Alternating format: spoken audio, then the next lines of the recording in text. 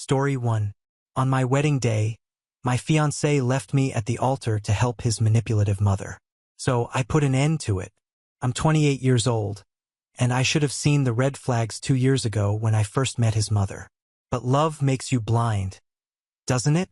Or maybe I was just naive enough to believe that things would change once we got married. My fiancé is 32, successful enough, and handsome in that generic way that makes mothers approve. But there's one problem. He's never cut the umbilical cord. Not metaphorically, literally. His 58-year-old mother controls every aspect of his life and, by extension, mine. Take yesterday, for instance. We were driving to look at wedding venues and I naturally headed for the passenger seat. "Oh no, dear," his mother chirped from behind us. "The front seat is for family." She slid past me with that saccharine smile I've learned to despise. My fiancé didn't even blink. He just shrugged apologetically as I climbed into the back like a child. This is my life now. She chooses his clothes. "Navy suits you better than black, sweetheart."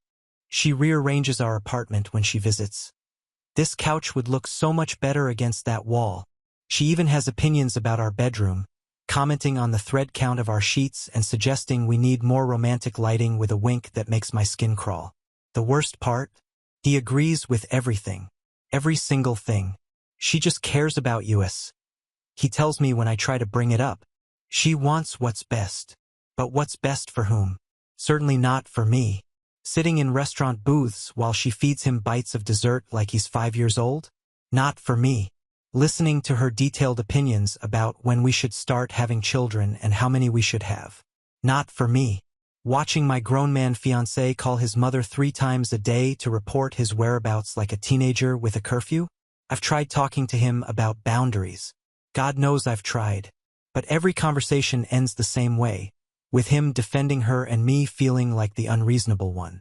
"She's just excited about the wedding," he'll say. Or, "She's getting older. We need to be patient." Patient? I've been patient for 2 years. Watching this woman orchestrate our entire relationship from the sidelines. She picked our engagement ring. Diamonds are so classic, don't you think? She chose our wedding venue. The country club has such lovely gardens. She even insisted on approving our guest list, striking out friends she deemed inappropriate influences. And tomorrow is our wedding day. Tomorrow, I'm supposed to walk down that aisle and promise to love, honor, and apparently share my husband with his mother for the rest of my life. But as I sit here tonight looking at my wedding dress hanging in the closet, something inside me is screaming that this isn't right. This isn't how love is supposed to feel. I shouldn't have to compete with my future mother-in-law for my own husband's attention. The rehearsal dinner was the final straw. She stood up and gave a speech about how no woman will ever love him like his mother does, and how she hopes I'll take good care of her baby boy. The entire room fell silent. Even my parents looked uncomfortable. I'm not marrying a man. I'm marrying a boy who never grew up, and his mother is making sure he never will. But it's too late now, isn't it? The church is booked. The flowers are arranged. 200 people are expecting a wedding tomorrow. My dress cost more than my car. The deposits are non-refundable. Maybe I'm overreacting. Maybe all mothers-in-law are like this. Maybe I just need to adjust my expectations and learn to share. But deep down, in a place I've been trying to ignore, I know the truth. I know that tomorrow I'll be signing up for a lifetime of coming second in my own marriage. And I don't know if I can do it. The morning of my wedding, I woke up with a knot in my stomach that had nothing to do with pre-ceremony nerves. I'd barely slept, replaying that rehearsal dinner speech over and over in my head. But the show must go on, right? Hair, makeup, photographs. My bridesmaids fluttered around me, gushing about how beautiful everything looked. The church was decorated exactly as his mother had envisioned. White roses and baby's breath. Elegant but somehow cold. Nothing I would have chosen. I stood at the back of the church in my grandmother's pearls and a dress that cost more than my first car. 200 guests filled every pew. My father squeezed my arm and whispered, "You look radiant, sweetheart. Are you ready?" Was I? My heart was hammering against my ribs, but not with excitement. With dread, we began the processional. My bridesmaids glided down the aisle in their pale pink dresses, another choice made by his mother, naturally. Then it was my turn. Every face turned toward me, smiling, expectant. There he was, waiting at the altar in his navy suit, the one she'd insisted he wear. He looked nervous, fidgeting with his tie. Behind him stood his best man, his cousin, who'd flown in from Seattle. And there, in the front pew, sat his mother in an elaborate cream-colored dress that was definitely too close to white for wedding etiquette. She was beaming like she was the bride. The ceremony began beautifully. The minister spoke about love, commitment, partnership, all the things I'd hoped to find in marriage. We reached the exchange of vows, the moment I'd been both anticipating and dreading. The minister asked if anyone had objections to this union. The church fell silent, as churches do during that ceremonial pause. And then it happened. A loud gasp echoed through the sanctuary, followed by the sound of someone collapsing.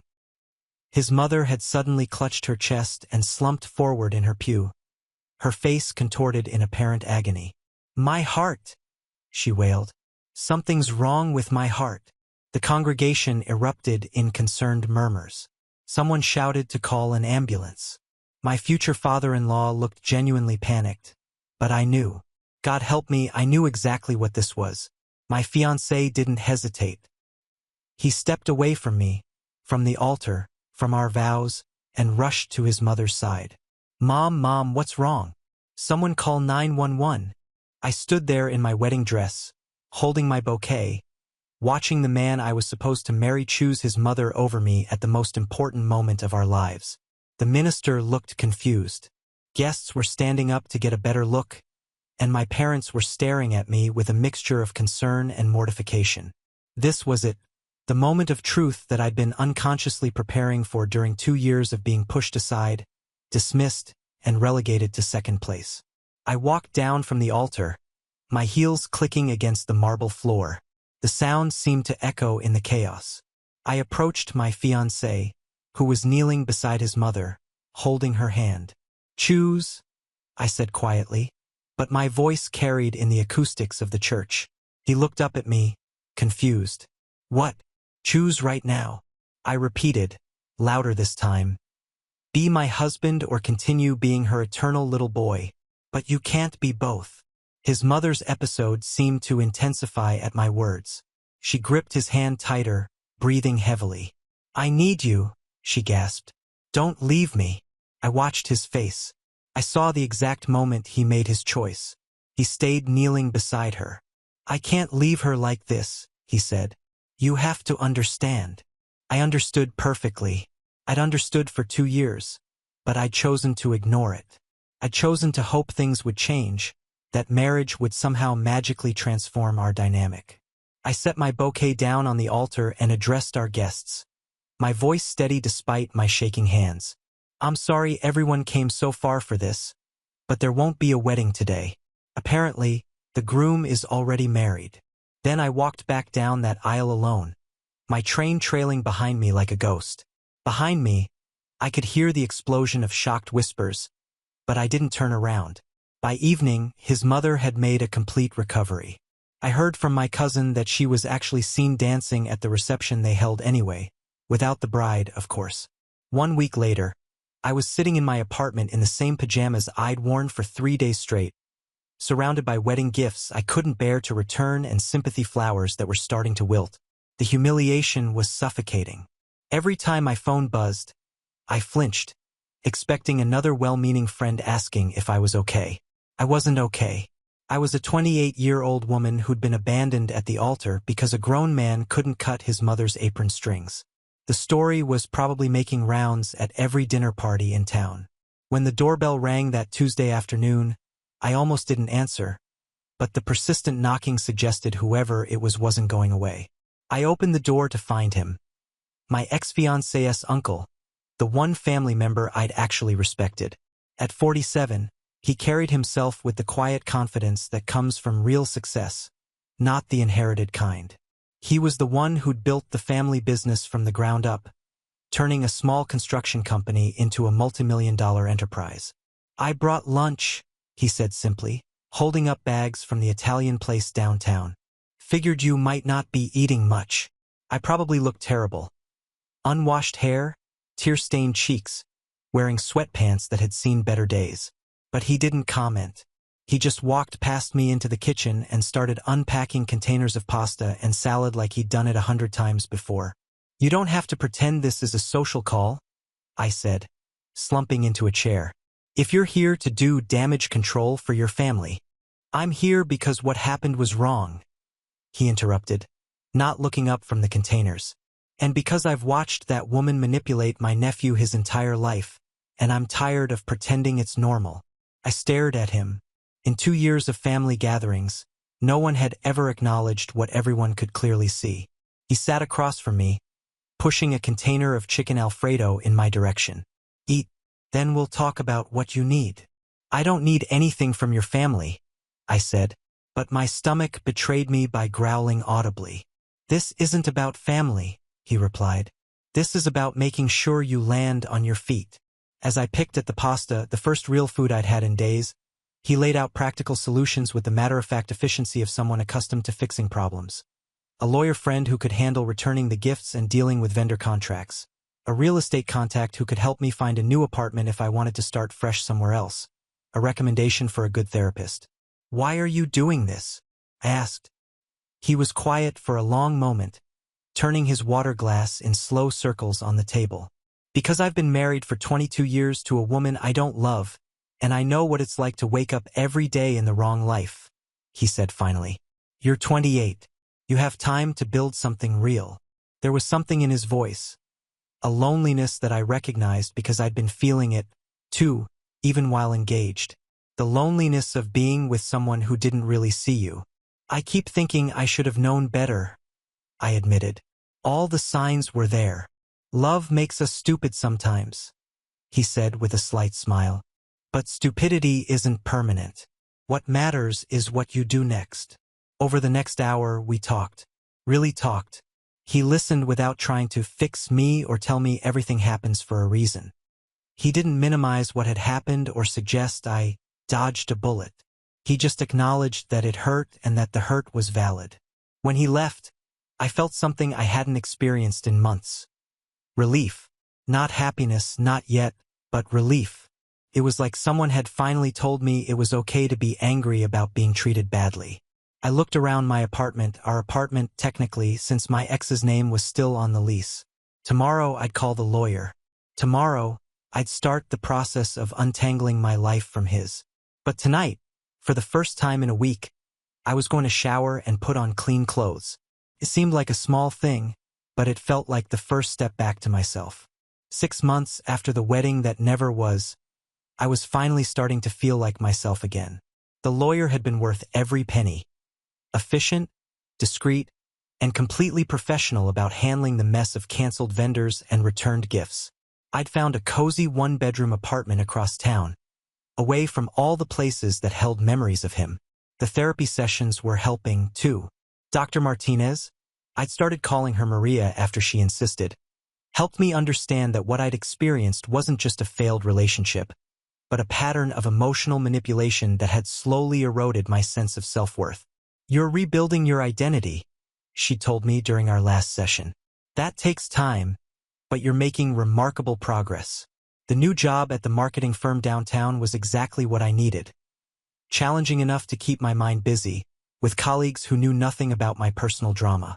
I was good at it, too, which felt like a revelation after months of being made to feel like my opinions didn't matter. He'd been checking in regularly, my ex's uncle. Never intrusively, just a text every few weeks asking how I was settling in, if I needed anything. Sometimes he'd recommend a book he thought I'd like or mention a new restaurant worth trying. It was the kind of friendship I'd never experienced with a man.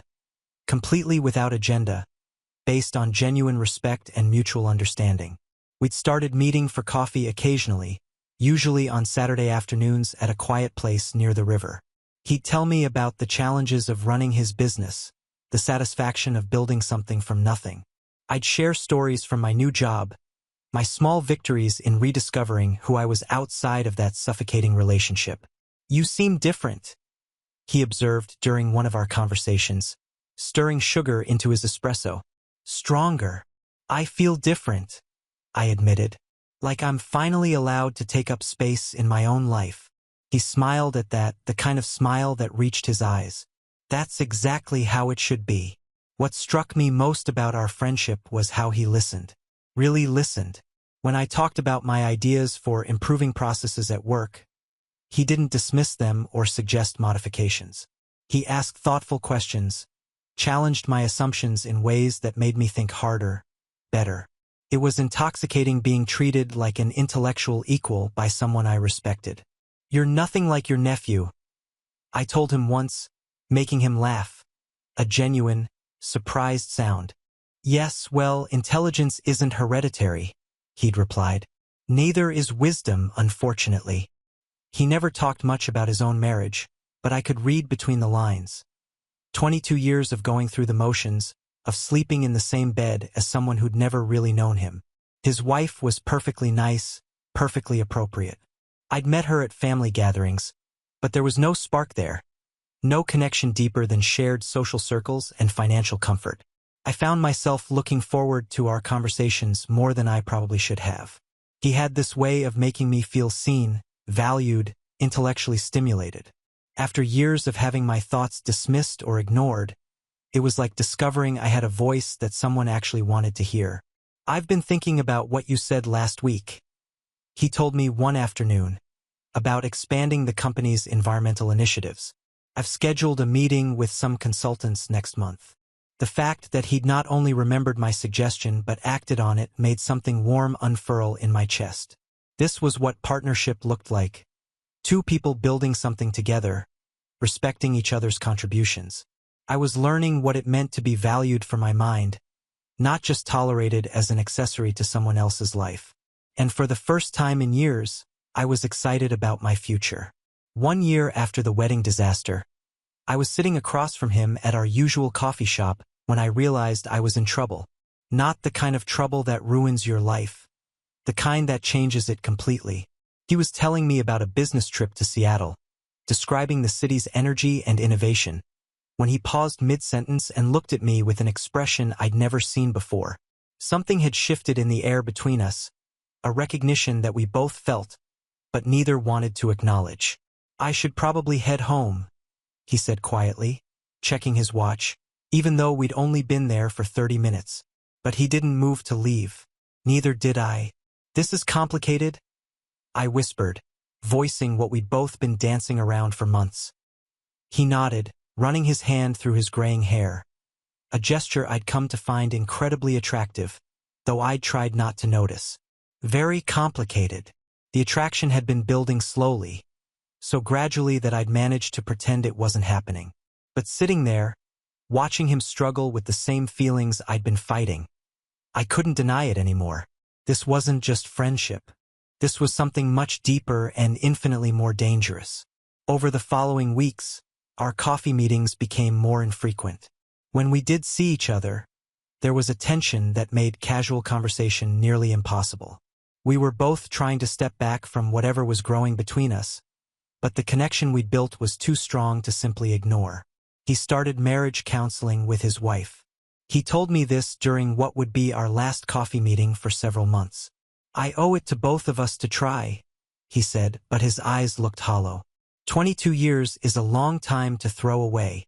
I respected his decision even as it broke my heart in ways I wasn't prepared for. He was doing the honorable thing, trying to save his marriage before acknowledging feelings for another woman. It was exactly what I would have expected from a man of his integrity. "I think we need some space," he said, and I agreed, even though the thought of losing his friendship felt like losing a limb. The next few months were some of the hardest I'd experienced since the altar incident. I threw myself into work, took up pottery classes, started training for a half marathon. Anything to keep my mind occupied. But nothing could fill the space he'd left in my life. I dated a little. A colleague set me up with her brother, a perfectly nice accountant who took me to dinner and made appropriate conversation. But every comparison I made was unfair to him. He wasn't funny in the same way, didn't challenge my ideas with the same intellectual curiosity, didn't make me feel like the most interesting person in the room. My therapist helped me work through the guilt I felt about falling for a married man. Feelings aren't choices, Maria reminded me. What matters is how we act on them. I hadn't acted. Neither had he. But that didn't make the feelings any less real or any less painful. Then, on a rainy Tuesday in November, he called me. His voice was different, tired, but also somehow lighter. "Can we meet?" he asked. "There's something I need to tell you." We met at a different coffee shop this time, one downtown that we'd never been to together.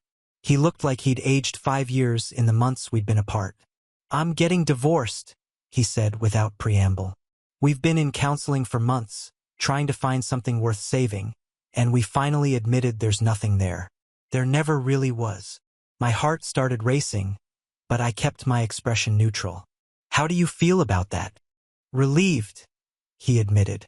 "Sad for the time we wasted, but mostly relieved. We're going to handle it amicably." She's actually happier, too, now that we've stopped pretending. We talked for hours that day, carefully navigating around the elephant in the room. Us. The divorce would take time, he explained. They were both committed to doing it right, dividing assets fairly, maintaining dignity throughout the process. "I don't want to rush into anything," he said as we prepared to leave. "But I also can't pretend anymore that you're just a friend." Neither could I. 18 months after my altar abandonment, he showed up at my apartment on a Sunday evening with takeout from my favorite Thai restaurant and a bottle of wine I'd mentioned liking months earlier. The divorce papers had been filed that week. "I know we said we'd wait," he began, setting the food on my kitchen counter. "But I need to be honest with you. I'm in love with you. Completely, hopelessly in love with you." The words hung in the air between us like a bridge I'd been afraid to cross. I'd been in love with him, too, probably since those first months of rebuilding my life. But hearing him say it first made everything real in a way that was both terrifying and exhilarating. "I love you, too," I whispered, and watched his face transform with relief. The kiss that followed was nothing like the polite pecks I'd shared with my ex-fiancé. This was hungry, desperate, the culmination of months of careful distance and suppressed feelings. When we finally broke apart, we were both breathing hard. "Are you sure about this?" I asked, my hands still fisted in his shirt. "Your family is going to lose their minds, especially your sister-in-law." He laughed, a sound with no humor in it. "Let them. I've spent my entire adult life doing what was expected, being the responsible one who fixes everyone else's problems.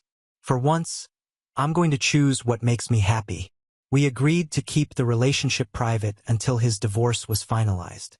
It felt like the mature, respectful thing to do, even though it meant stolen evenings at my apartment and careful scheduling to avoid being seen together in public.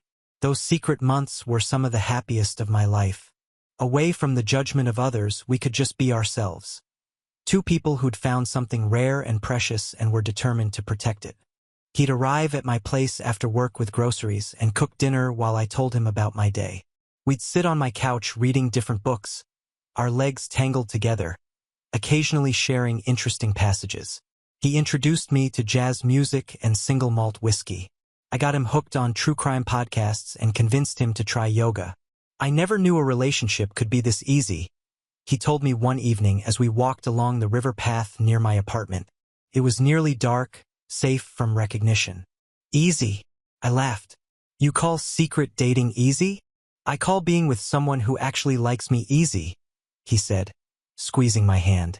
"Someone who laughs at my jokes and argues with my opinions and makes me want to be better than I am."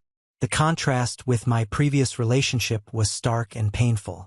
With my ex-fiancé, I'd constantly felt like I was performing, trying to be the version of myself that would earn approval from him and his mother. With him, I could be completely authentic. Ambitious, opinionated, sometimes cranky after long days at work. He loved all of it.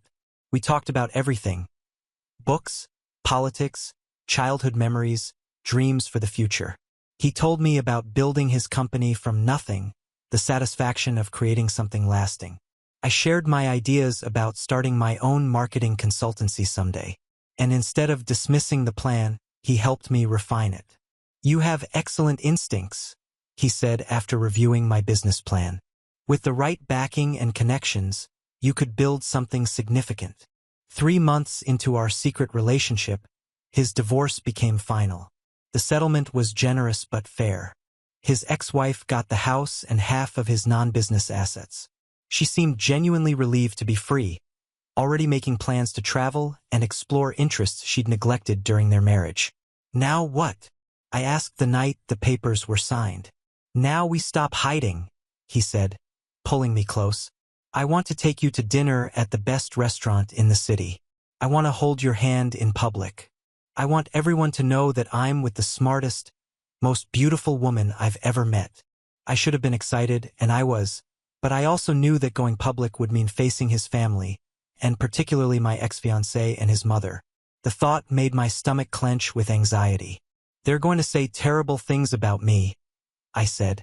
About us. Let them talk, he replied. We know the truth. That's all that matters. 2 years after my non-wedding, his mother discovered our relationship in the most dramatic way possible. We'd been careful, so careful, but apparently not careful enough. I was at his place, the downtown condo he'd bought after the divorce, when she used her emergency key to let herself in. She'd been worried because he hadn't returned her calls for 2 days, she claimed. Never mind that he was a 47-year-old man who didn't owe anyone a daily check-in. The look on her face when she saw me coming out of his bedroom in one of his shirts was worth photographing. Pure, unadulterated rage mixed with the kind of shock usually reserved for natural disasters. You, she hissed, pointing at me like I was something she'd found on the bottom of her shoe. You did this. You destroyed his marriage. My marriage was over long before I met her, he said calmly, emerging from the kitchen with coffee. He didn't seem surprised to see his sister-in-law in his living room. And I'd appreciate it if you'd call before coming over. But she wasn't listening to him. She was staring at me with the intensity of someone who'd finally found the target for years of accumulated frustration. How long? She demanded.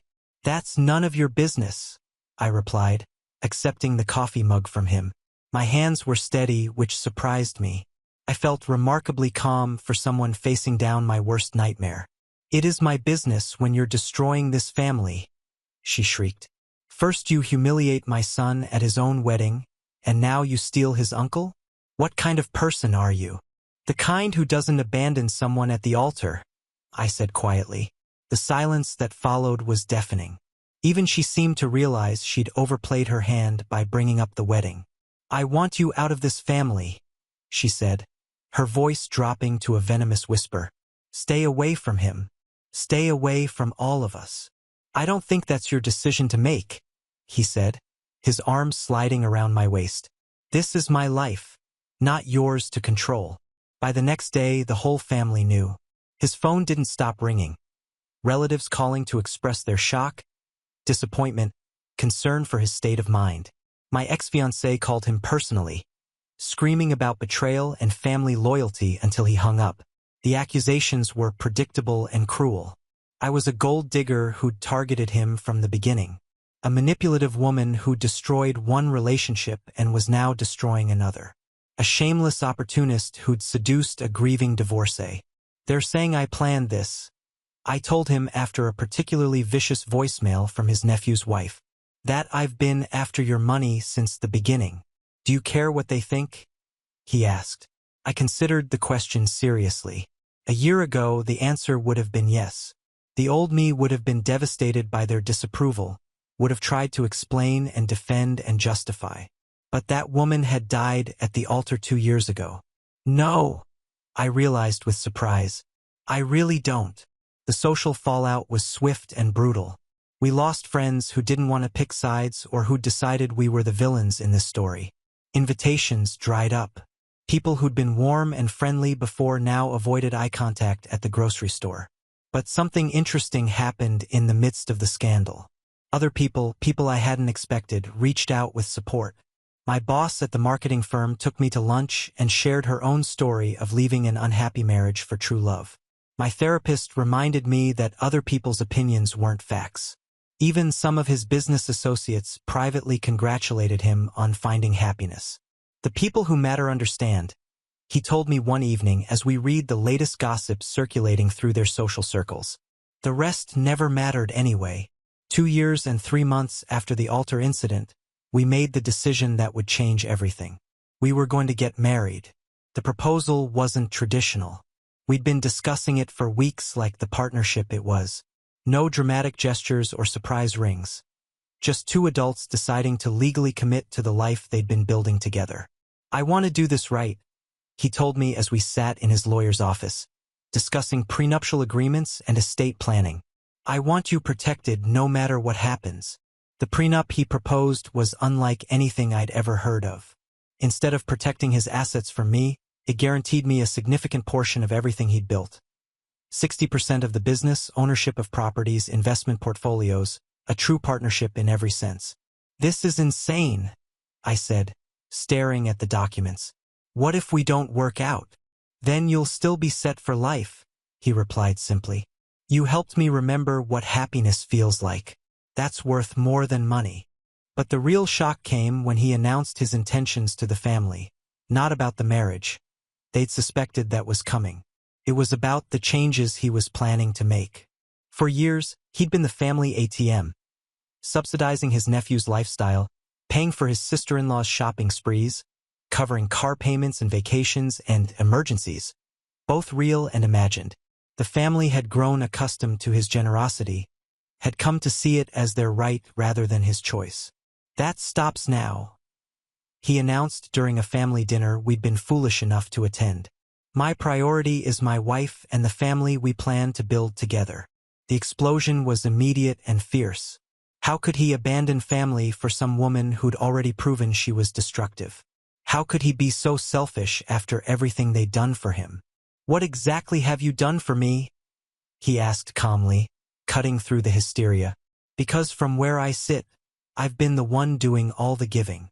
My ex-fiancée was the most vocal in his outrage. "She's turned you against us," he accused. "This isn't who you are." "You're right," he agreed. "This isn't who I was. I was an enabler who confused financial support with love. I'm not doing that anymore." The wedding itself was elegant and intimate. 50 guests who genuinely celebrated our happiness rather than coming to gawk at the scandal. My parents, who'd come to adore him, walked me down the aisle together. His few remaining family members, who'd chosen our side over the dramatics, sat with genuine smiles. His ex-wife even sent a beautiful congratulations card with a handwritten note. "I hope you both find the happiness we couldn't give each other." The ceremony was everything my first almost wedding wasn't. Authentic, meaningful, centered on our actual relationship rather than someone else's vision. When the minister asked if anyone objected, we both laughed, remembering the dramatic scene from 2 years earlier. No one collapsed. No one interrupted. We exchanged vows we'd written ourselves, promising partnership, respect, and the kind of love that makes both people stronger. The reception was held at a boutique hotel downtown, decorated with flowers I'd actually chosen. As we danced to our song, the same jazz standard we danced to at that first public appearance, I marveled at how different everything felt. "Mrs. Patterson," he whispered in my ear, using my new name for the first time. "I like the sound of that," I replied, though it would take time to get used to. But even in our happiness, we knew the real challenges were just beginning. The family had made it clear they viewed our marriage as a betrayal, and the financial changes he'd announced would hit them hard. For years, they'd lived beyond their means, subsidized by his generosity. My new mother-in-law had been particularly venomous, telling anyone who would listen that I'd manipulated a vulnerable man during his divorce. The irony wasn't lost on me. She, who'd manipulated her own son his entire life, accusing me of manipulation for encouraging independence. "They'll come around," my new husband said optimistically as we packed for our honeymoon in Italy. "No, they won't," I replied, and I was okay with that. But it doesn't matter. We don't need their approval to be happy. The honeymoon was a revelation.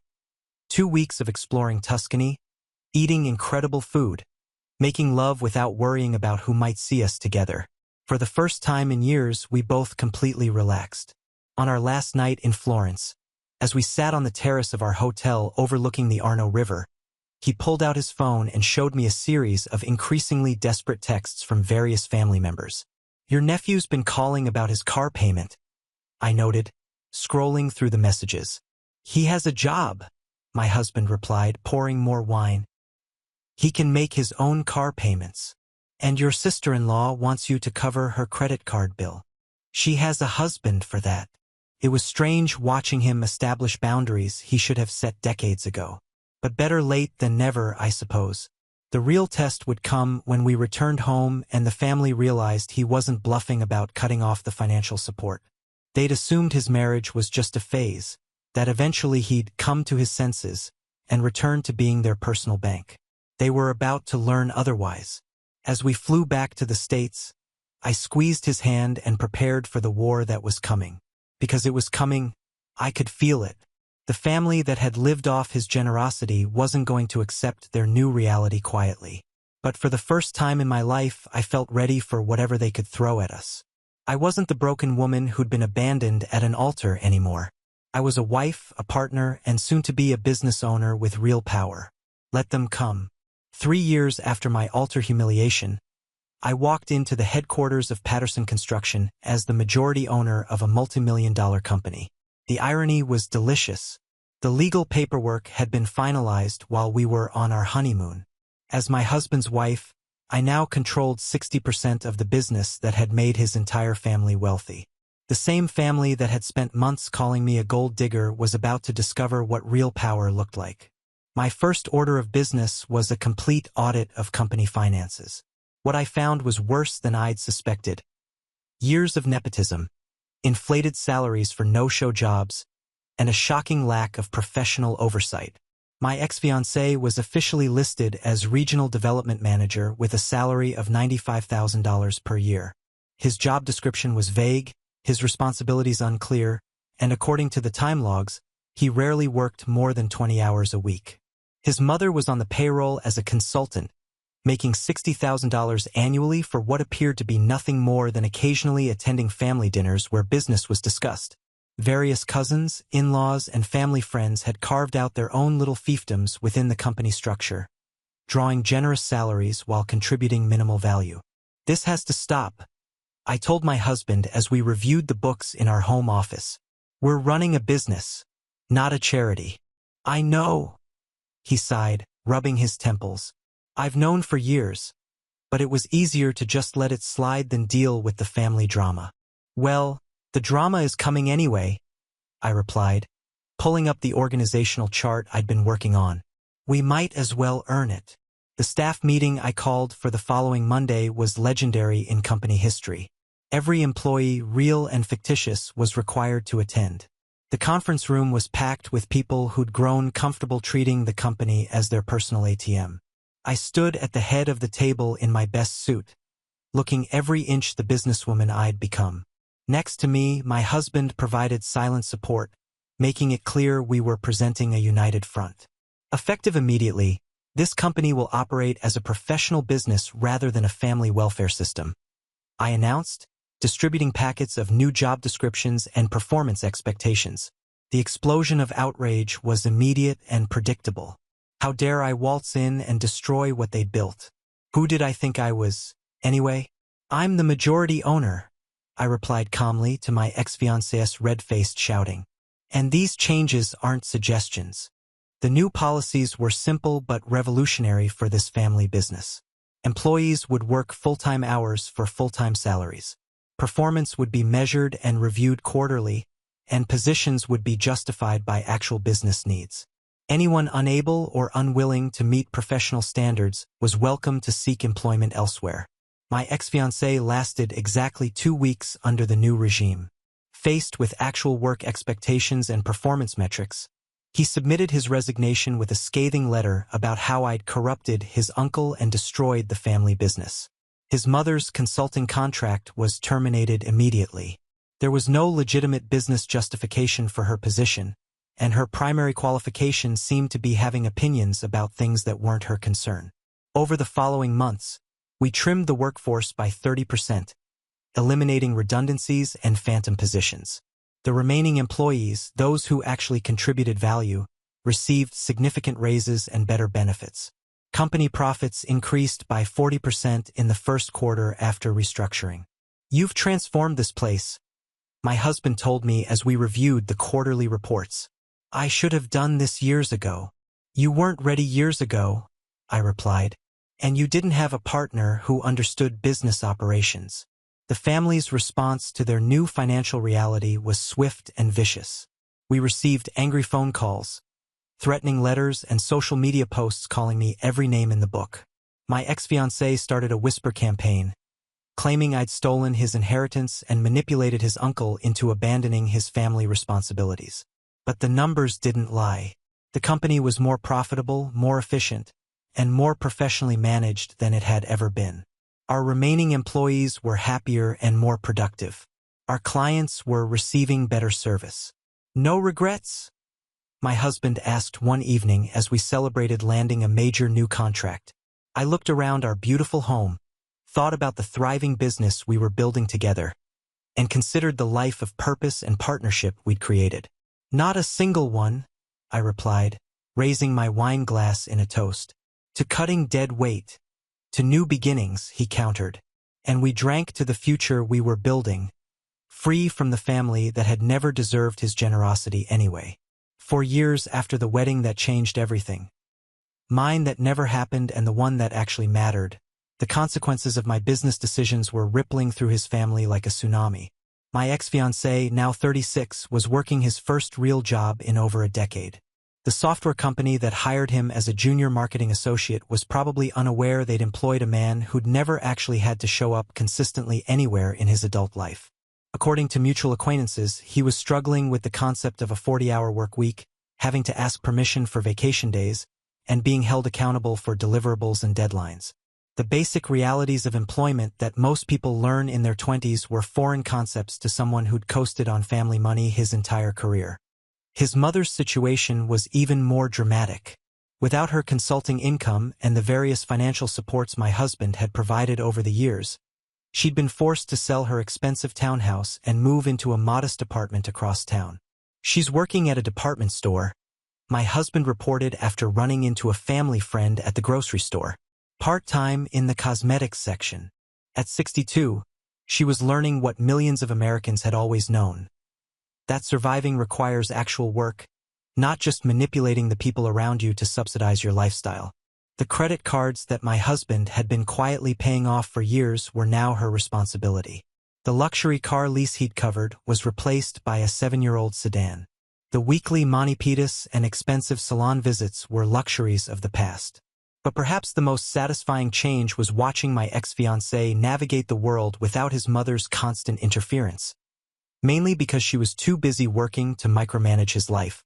He'd attempted dating a few times, according to the family gossip network, but apparently potential partners were less charmed by a 36-year-old man who still needed his mother's approval for major decisions and had never learned basic adulting skills. He asked his mother's permission before ordering dinner on a first date. One of my former bridesmaids told me during a chance encounter at the farmer's market. The woman left before dessert. Meanwhile, my husband and I were thriving in ways that would have been impossible under the old family dynamic. Without the constant drain of supporting ungrateful relatives, we'd been able to expand the business significantly.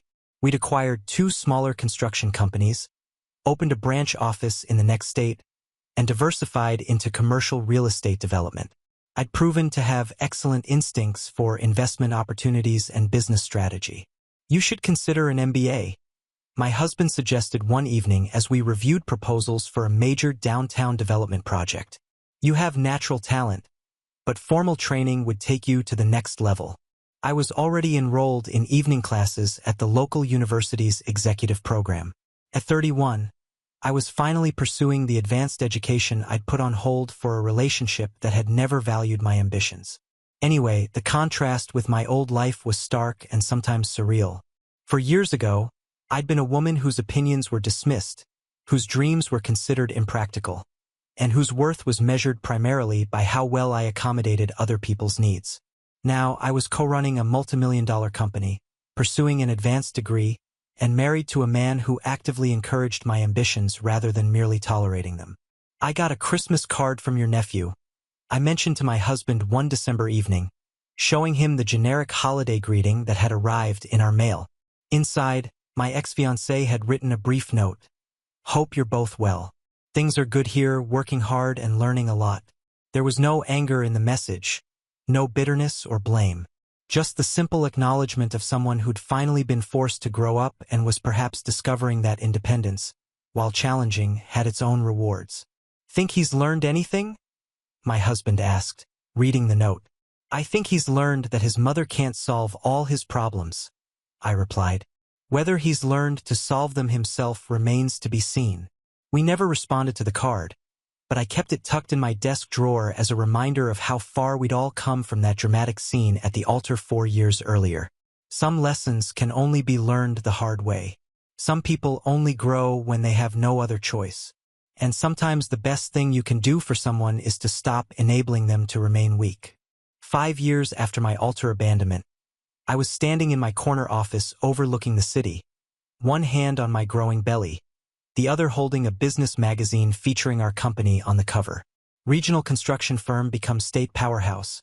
Read the headline above a photo of my husband and me at a recent groundbreaking ceremony. At 32, pregnant with our first child, I was living a life I couldn't have imagined during those dark days after my wedding disaster. The scared, people-pleasing woman who'd been willing to share her husband with his manipulative mother felt like someone I'd known in another lifetime. The phone on my desk buzzed with yet another interview request. Ever since the magazine article, journalists had been fascinated by our story, particularly the angle of how dramatically the company had transformed under new management. Of course, they had no idea about the personal drama behind the business success. To them, I was simply the young wife who'd helped modernize her husband's traditional family business. They didn't know about the altar, the secret courtship, the family explosion, or the satisfaction of watching entitled relatives learn to support themselves. A knock on my office door interrupted my thoughts. My assistant poked her head in with a bemused expression. There's someone here to see you, she said. Says she's family. Should I tell her you're busy? Through the glass partition, I could see her. My former almost mother-in-law, looking older and more worn than I remembered. Her expensive clothes had been replaced by a simple department store ensemble. Her perfectly maintained hair showed gray roots, and her face bore the lines of someone learning to live without financial cushions. Send her in, I said, curious despite myself. She entered my office with none of her former imperious confidence. The woman who'd once commanded every room she entered now seemed diminished, uncertain. You've done well for yourself, she said, looking around at the tasteful decorations and city view. Thank you, I replied neutrally, not offering her a seat. What can I do for you? I wanted to apologize, she said, the words clearly difficult for her to speak. For the things I said about you, for the way I treated you. I waited, saying nothing. I was protecting what I thought was mine, she continued, her voice barely above a whisper. My son, my family, my place in the world. I didn't understand that I was actually hurting everyone, including him. And now you do understand? I asked. She nodded slowly. He's learning to be independent finally. It's been hard for both of us, but I think it might be good for him. He seems more confident lately, more like a real man instead of your little boy, I finished. Yes. She looked directly at me for the first time since entering. You were right about the wedding day, about making him choose. I did manipulate that situation, and I've regretted it every day since. The apology was unexpected but not entirely surprising. Desperation has a way of clarifying people's perspectives. How is he? I found myself asking. Better than I expected, she admitted. He got a promotion at work last month. He's dating someone, a nice woman who doesn't take his nonsense. He pays his own bills now, makes his own decisions. He's becoming the man I should have let him be years ago. And you? I'm learning too, she said with a rueful smile. Learning that the world doesn't end when you can't control everything. Learning that working for a living isn't the worst thing that can happen to a person. We stood in silence for a moment. Two women who'd been on opposite sides of a war that neither of us had truly wanted to fight. "I don't expect forgiveness," she said finally. "I just wanted you to know that I understand now why you did what you did. And I wanted to tell you that, despite everything, I think my brother-in-law is happier than I've ever seen him. You make him happy in a way his first wife never did." After she left, I sat back down and placed both hands on my belly, feeling the baby kick. This child would grow up in a household where love wasn't conditional on control, where parents encouraged independence rather than dependence, and where healthy boundaries were maintained with extended family. My phone buzzed with a text from my husband. "How did the appointment go? Everything okay with little one?" "Perfect," I typed back. "Both of us are thriving." And we were against all odds. Despite the family drama and social scandal, despite being abandoned at an altar and falling in love with a married man, despite all the reasons this shouldn't have worked out, we were thriving. Sometimes the best revenge really is living well. 7 years after the wedding that never was, I was hosting a dinner party in our newly renovated home, my 2-year-old daughter playing at my feet while my husband grilled steaks on our terrace. The guests were a mix of business associates, genuine friends, and family members who'd chosen relationship over drama. A carefully curated group of people who genuinely celebrated our success rather than resented it. At 34, I owned controlling interest in a construction empire worth over $50 million. I had completed my MBA with honors while managing both pregnancy and business expansion. Most importantly, I had built a marriage based on mutual respect, genuine partnership, and the kind of love that makes both people stronger rather than smaller. Our daughter would never know what it felt like to compete for a parent's attention or wonder if she was valued for herself rather than her compliance. She was already showing signs of the independence and confidence we were deliberately nurturing. "Mama, up!" she demanded, raising her arms with the imperious authority of someone accustomed to being heard and respected. As I lifted her, I caught sight of a familiar figure through the front window. My ex-fiancé walking past with a woman I didn't recognize. They were holding hands, talking animatedly about something that had them both laughing. At 39, he looked healthier than I'd ever seen him. Confident, relaxed, genuinely happy. According to family updates, he'd been promoted to senior manager at his company, bought his own small house, and was engaged to a nurse who apparently had no patience for emotional manipulation or mother-in-law interference. His mother had learned to respect their boundaries, partly because she was too busy with her own life to micromanage his. She had indeed discovered that independence, while initially terrifying, had its rewards. At 66, she was working as a sales associate at an upscale boutique, had made friends with her coworkers, and was dating a widower she'd met at a community center dance class. The woman who'd once needed to control every detail of her son's life had learned to build her own. His ex-wife, my husband's first wife, had also flourished in unexpected ways. Free from a loveless marriage, she'd gone back to school, become a travel photographer, and was living the artistic life she'd abandoned for conventional respectability. We exchanged Christmas cards now. Two women who'd found happiness after escaping situations that had never fit properly. "Any regrets about how everything turned out?" my husband asked that evening as we cleaned up after the party, our daughter finally asleep upstairs. I considered the question seriously, as I always did.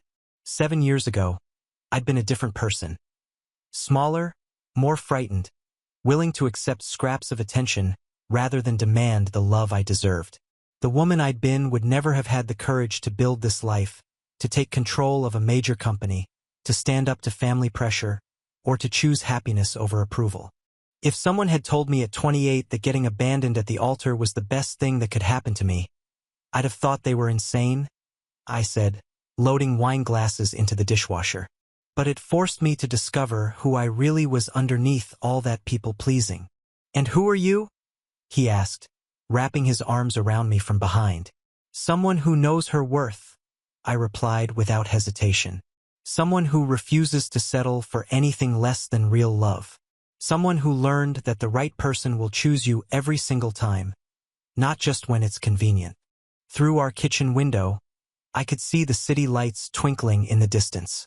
Somewhere out there, my ex-fiancé was probably calling his fiancée to tell her about his day, making decisions about their future together, and learning what it meant to be half of a partnership rather than someone's managed child. His mother was likely getting ready for bed in her modest apartment, perhaps looking forward to her weekend date or planning her next work schedule, finding satisfaction in a life she'd built through her own efforts rather than manipulation. And his uncle's ex-wife was probably editing photos from her latest assignment, living the creative life she'd always wanted but never had the courage to pursue while trapped in expectations. We'd all been broken free from patterns that had kept us small and scared. Some of us had chosen growth. Others had had growth forced upon them. But we'd all learned that it's never too late to become who you're meant to be.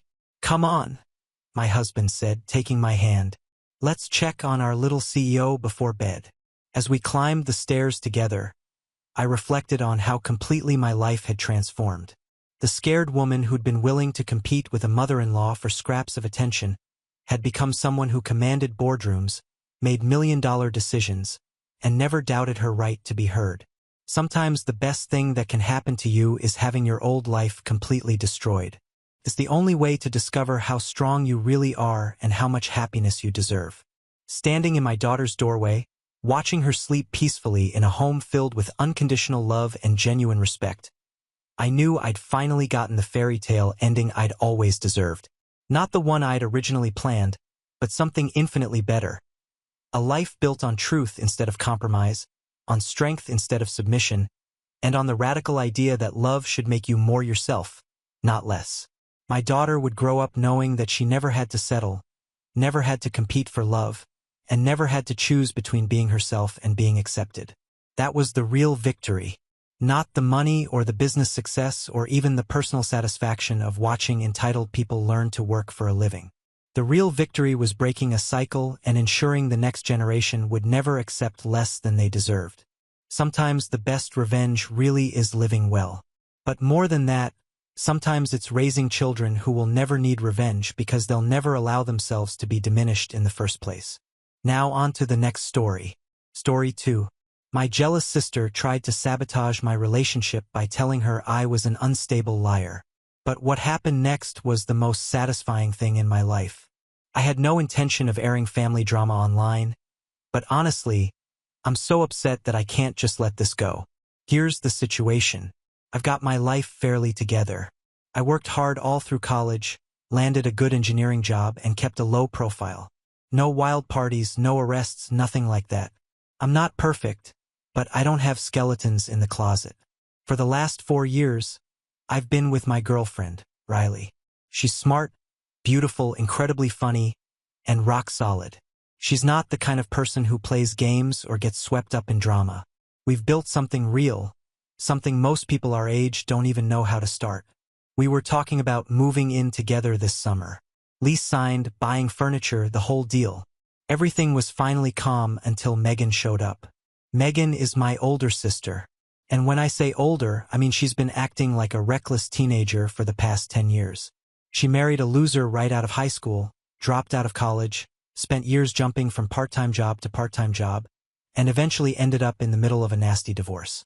No money, no apartment, no real friends to help her. My parents, who used to bend over backwards for her, finally cut her off. After years of bailing her out, they were done. And honestly, I couldn't blame them. She called me a few months ago, practically begging. I told her she could stay at my place for a few months until she got on her feet. I set boundaries from day one. Pay for your own stuff. Don't touch my things. Don't get involved in my relationship. Simple and pretty reasonable if you ask me. First, she agreed. She helped clean, cooked a few meals, and acted like she had it all together. Riley wasn't thrilled, but she trusted me to handle it. Looking back, it all seemed way too much like an act on Megan's part. Then she began her little show. Sure, it started small with subtle comments. Those remarks like, "Wow, she really trusts you. She's probably never heard the college stories about you. You were such a wild one back then." First, I brushed it off. I wasn't a saint in college. Sure, I drank and stayed out late sometimes, but I wasn't a womanizer or irresponsible. And most importantly, I wasn't unfaithful to anyone, especially not Riley. I didn't even meet her until after that phase of my life. I chalked it up to Megan being bitter. She's always had a way of twisting things to fit whatever drama she's in. I should have seen what was coming. Then Riley started asking strange questions. At first, subtle, like she didn't want to offend me or accuse me of anything. She said things like, "Were you different back then? Did you ever feel like you weren't a relationship person?" The first time I brushed it off with a laugh, but the second time, then the third, I got it. Someone was putting ideas in her head. I confronted her directly. She hesitated, then admitted that Megan had mentioned I was a heartbreaker in college, that I couldn't keep my pants on, that I had a type of girl and Riley wasn't it, and that she was just the safe bet for me. First, because it was complete nonsense, and second, because I didn't even live in the same city as Megan during college. She was off playing house with her loser husband while I was busting my butt in another state. It was pure garbage made up from thin air. And yet Riley, my girlfriend, was hearing it.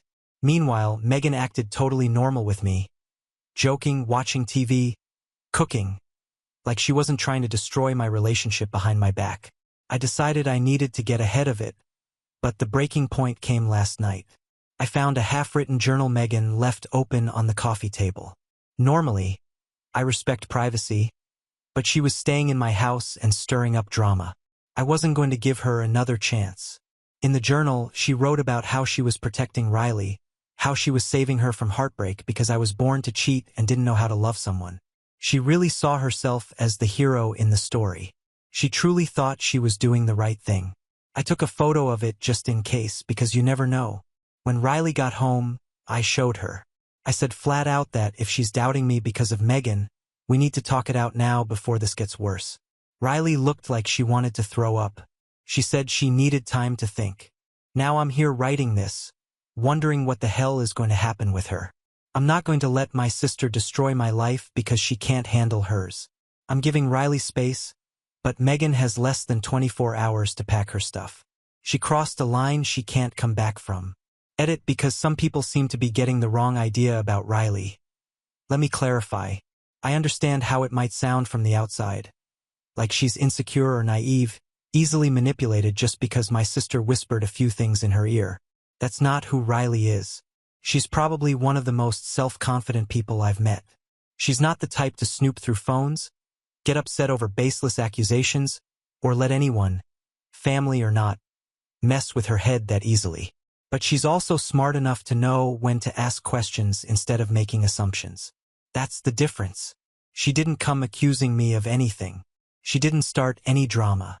She just wanted to clarify her thoughts because the situation felt off. And honestly, she wasn't wrong. Something was off. Riley is the kind of person who stands up for herself and the people she loves. That's part of why I'm sharing this. Not because I think she's weak, but because I know she's strong enough to handle the truth and hold her ground when necessary. If the roles were reversed, if one of my friends came to me with whispers that Riley had some dark secret she never told me, I'd have questions too. That doesn't mean I'd blindly believe it. It means I'd go straight to the source and have a real adult conversation, which is exactly what Riley's doing. Megan underestimated Riley by thinking she could tangle her up so easily.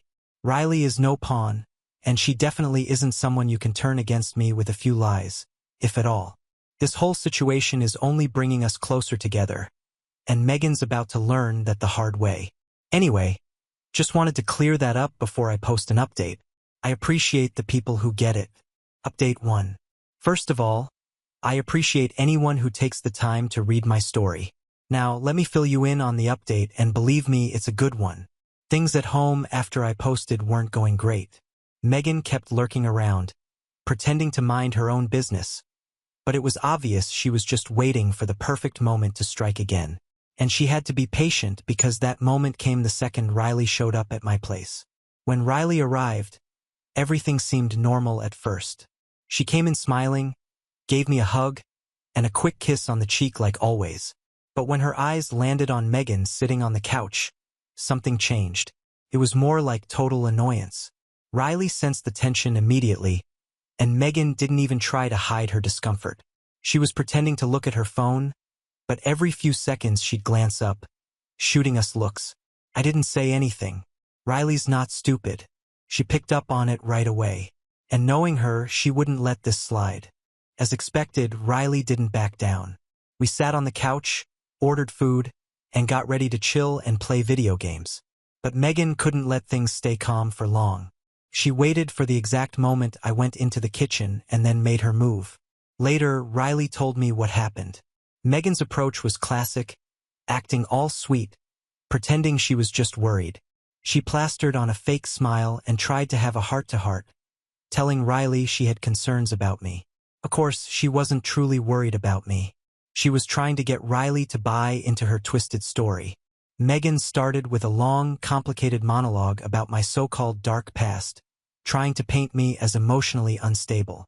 She said I was a deranged liar and was faking my love for Riley. She even hinted that Riley was young and could still walk away before it was too late. However, Riley didn't react the way Megan expected. She let her talk, allowing her to dig her own grave.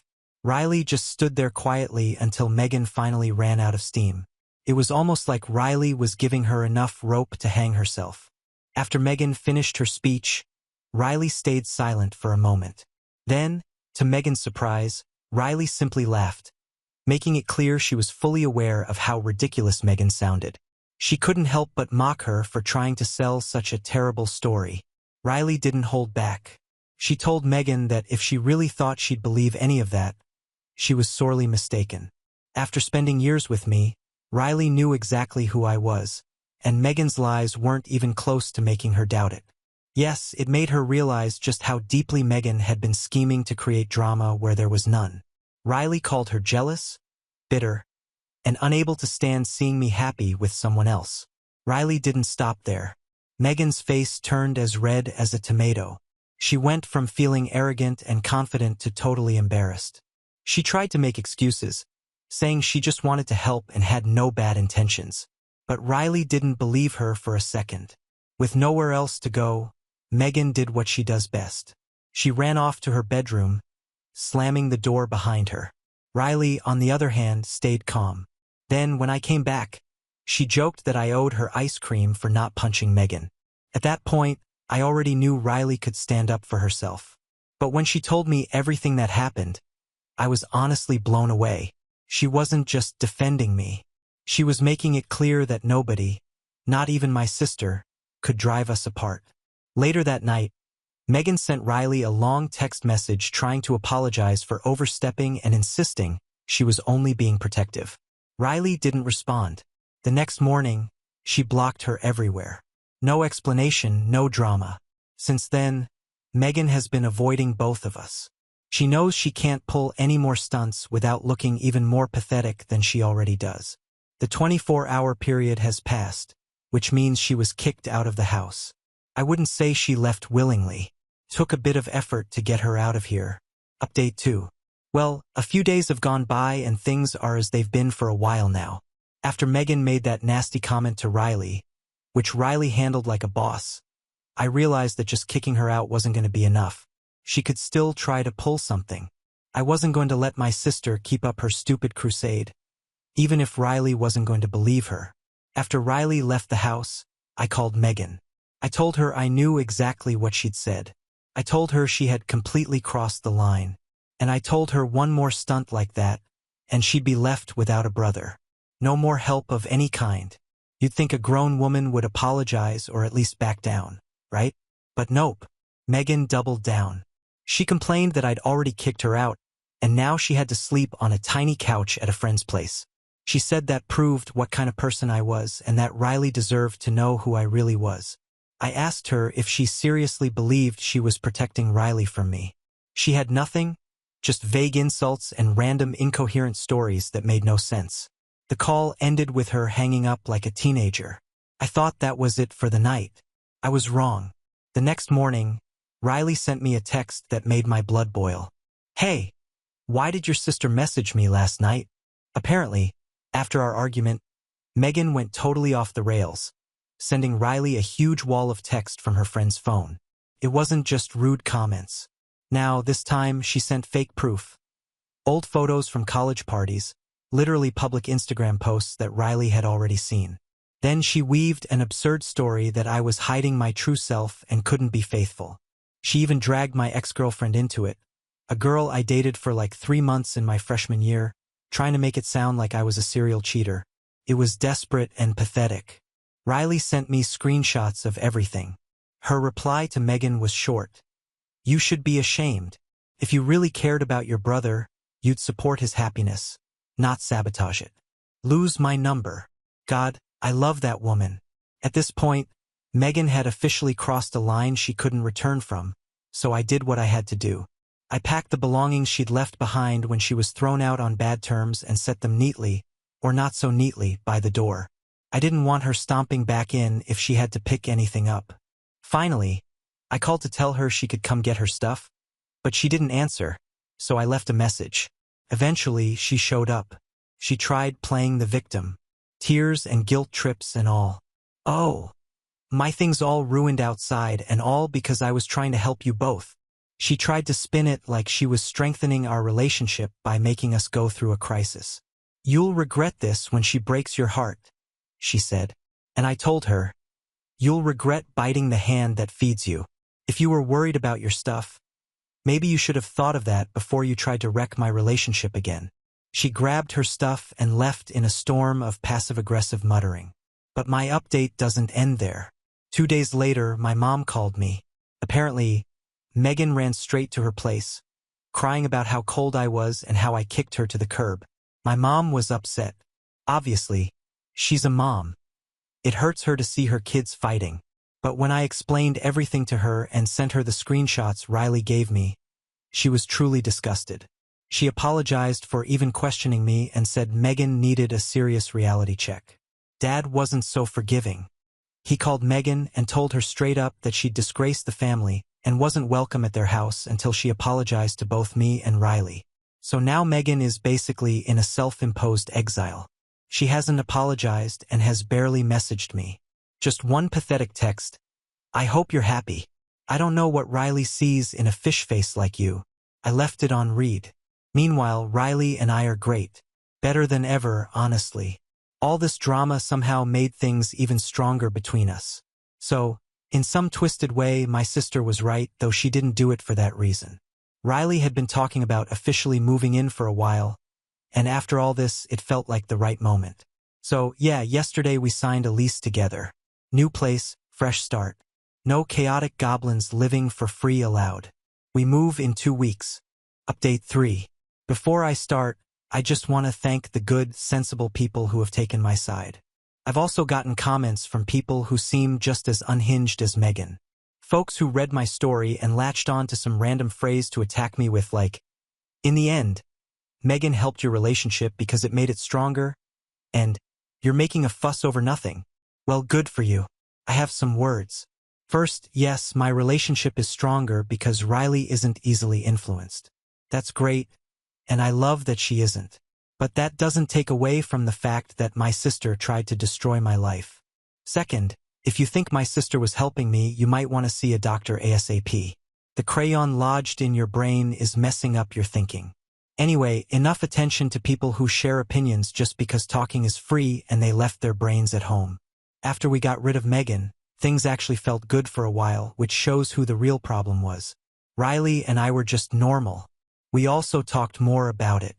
Riley admitted that while she never really believed Megan's nonsense, hearing all that crap over and over did get to her. Not because she thought I was guilty, but because it made her wonder why Megan was so obsessed with it in the first place. It's fair. When people start spreading rumors that don't benefit them at all, it's usually personal. She wondered if there might be some emotional incest or something like that, which disgusted me more than you can imagine. Not just because she's my sister, but because she's the most entitled person I've ever met. Anyway, about a week later, Riley gets a call from my mom, which was odd. They get along, but they're not the type to just call for a casual chat. I could tell something was wrong by the way Riley's face tensed when she picked up. Apparently, Megan had gone crying to my parents again, mostly my mom. Not about being kicked out or mistreated, but she made up a whole new story, that Riley was controlling me, isolating me, and trying to turn me against my family. In other words, Megan realized that attacking me wasn't working, so she flipped the script to make Riley the villain. I only found out because Riley told me everything right away. That's us. No secrets, no games. Immediately, I called my mom. She answered, and as soon as I brought it up, She got defensive, saying Megan was emotional and just trying to look out for me. I asked her point blank if she really believed Riley was controlling or manipulative. My mom tried to dodge the question, but I could tell Megan's seeds had started to grow. Pissed me off. I won't lie because come on, they know Megan and how she is. Last time they saw right through her lies and didn't care. My best guess is Megan bugged my mom so much that she decided to play along just to get Megan off her back. But I know my dad wouldn't agree with this. I didn't tell him because that would bring even more drama with my parents, and I think he's fine not knowing. But back to what I was saying, Riley has never isolated me from anything. She's actually always encouraged me to stay close to my family, even when they're difficult. I ended the call by telling my mom, I'm an adult. If you really have a problem with Riley, talk to me directly. Don't do this whisper campaign like we're in high school. Riley, being Riley, stayed calm. She said, You're not responsible for their behavior, only your own. That's when I realized something big. This whole time, Megan wasn't just trying to ruin my relationship. She was trying to make sure she remained relevant in my life, even if she had to burn every bridge to do it. The final straw came a couple of days later. Riley and I were at a mutual friend's birthday party. A normal event. People we've known for years. Guess who showed up? Megan. But the crazy thing is she wasn't invited. She found out through Instagram. At first, she stayed in the back near the bar. Then, when Riley and I were on the other side of the room talking to some friends, Megan went up to a group of mutual acquaintances, people who didn't know the whole story, and started trash-talking Riley. I didn't even hear it firsthand. One of my friends, Tom, overheard and immediately told me, Dude, your sister is making Riley sound like some clingy chick. I walked right up to Megan and told her, This has to stop right now. I said if she ever showed up uninvited again, if she ever tried to involve my friends or my girlfriend, we would get lawyers involved. I don't care that she's my sister. This ends now. She tried to play the I only care about you card once more. I told her, If you care, do it from a distance. Riley and I left right after that just to avoid making things worse. Since then, there haven't been any messages or calls. Nothing from Megan. I'm not sure what's next with my family. Obviously, Megan's made my mom half believe her version of things. But for now, I'm focusing on Riley and keeping the people who deserve to be in my life in it. Riley never made me choose between her and my family. She told me this was my decision, the boundary I have to set. And that's exactly why I'm choosing her. Update 4. I figured I owed an update to everyone who's been following this ridiculous situation. A few days after the drama of her crashing that party uninvited, I started getting messages from friends and family acquaintances. My phone blew up with vague texts. Hey man, I heard some crazy stuff. At first, I didn't even connect the dots. I thought maybe someone from high school had been arrested or something. But no. Turns out Megan had been busy reaching out to anyone she could. Old neighbors, family, friends, distant relatives I haven't seen in ages. She told them I was unstable, emotionally abusive, and even said I was dangerous and Riley was afraid to leave me. None of it made sense to the people who actually know me. But you know how it goes. Rumors spread faster than the truth. Riley saw the messages I was getting and sat me down for a talk. She said plainly, We can't live like this. Not with her always lurking. And she was right. I threatened Megan once and she decided not to listen.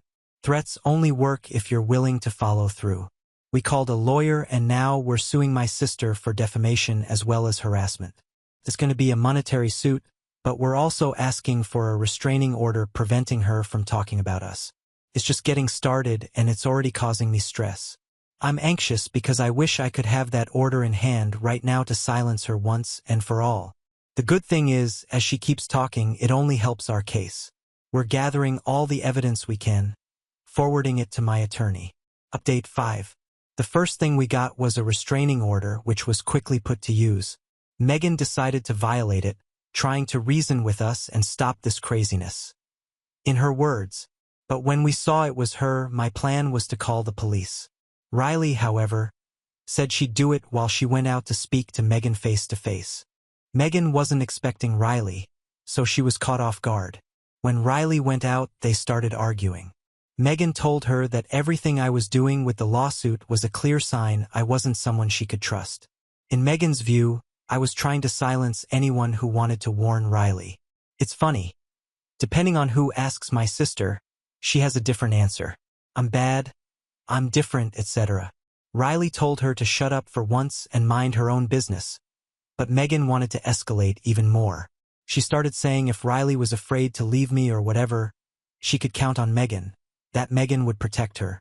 Then Megan grabbed Riley by the arm and tried to pull her away. But Riley jerked free and pushed her in one move that made Megan fall. Then she told Megan not to touch her again or she'd leave her face bruised like a piece of fruit. Finally, the police showed up and we explained everything. It didn't take much for them to take her away, where she spent 30 days. Now, you might wonder if she tried anything after getting out. The reality is no, but that's because my dad stepped in again after her release. She went straight to their house trying to stay there. And while my mom was open to the idea, my dad said, "No way." He also told her to leave her brother and his girlfriend alone. Even though she looked to my mom for help, my mom ended up telling her that it was best if she stayed away from me for a while. After that came the other lawsuits, which got a bit juicier thanks to her arrest. She has to compensate us for an amount I won't disclose. Riley and I think we might use it to decorate our new place and save the rest. For me, this was the most satisfying thing in my life. Yeah, it wasn't pretty living through it, but seeing how it turned out, I can't complain. If my sister tries anything again, she'll face a lot more than 30 days behind bars. But I trust she's learned her lesson. Plus, there's the money. Money is always satisfying, especially when it comes from people who deserve to pay for what they've done. So, has it been quiet since her arrest? Months have passed, and we haven't heard a single thing from her. Nothing. Not even when we got the results of the lawsuit a few weeks ago. She's probably found someone else to harass. If anyone out there finds a woman named Megan, divorced, trying to ruin their relationship, maybe she's at it again. At least it'll be nice to read about it and not be the main character for once. I also hope this can be the end of my own story. Now on to the next story. Story 3. I was 24 when my dad raised his glass at my stepbrother's birthday party and toasted to Nathan, the son I always hoped for. The words didn't sting right away. Maybe because I was too stunned to react, or maybe because I was already used to being invisible in my own family. But later that night, as I sat alone in my tiny apartment, cradling the cheap world's okayest sun mug I'd been handed earlier that day, it hit me like a freight train. I wasn't just being overlooked, I was being replaced. My name is Aaron, and for the last 5 years, I've been the one keeping my father's business from falling apart. While most guys my age were still figuring out their careers, I was in the office at 6 a.m. every morning, managing payroll, reworking contracts, smoothing over client relationships my dad had nearly torched, and making sure vendors didn't walk out on us. I gave up a social life. I gave up college. I gave up my sanity some days.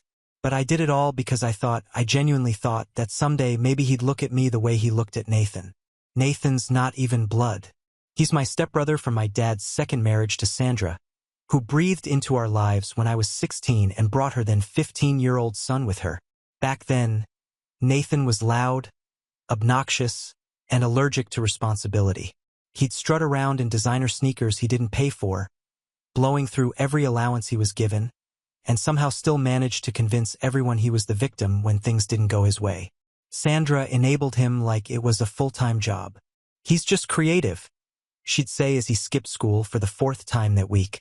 "He's got a unique spirit," she'd smile after he crashed the family car and blamed it on the brakes. Dad used to be sharper, harsher even when I was younger. He'd give me that steely glare if I didn't fold the laundry right. He'd lecture me for hours about the value of hard work and discipline. But ever since Sandra came along, something shifted. It was like he finally had the perfect family in his head, the picturesque wife, the charming son, and I was the leftover piece that didn't fit the puzzle. I kept telling myself I was imagining it, that I was being dramatic, but the signs were always there, simmering just beneath the surface. Started small. Nathan accidentally erased important files from our accounting software when he tried to help at the office. I got blamed for not backing them up. Then he started tagging along to meetings, interrupting me mid-sentence to pitch ridiculous ideas he found on YouTube, like turning our logistics company into a blockchain-powered eco-shipping NFT brand. Clients were confused. I was humiliated. But Dad laughed and said he was glad someone was thinking outside the box. I gritted my teeth and fixed everything behind the scenes. Then there was the time Nathan asked to borrow $5,000 to invest in some app his friend was building. I said no. He went to Dad, who pulled me into his office and asked why I was being selfish. That same week, I found out the money had come from the company account. A move Dad made without telling me. After years of insisting I run every minor expense by him. When I questioned him, he shrugged. It's a small risk, he said. Nathan's got potential. But the real turning point, the moment that scraped away whatever scraps of denial I had left, was that birthday party.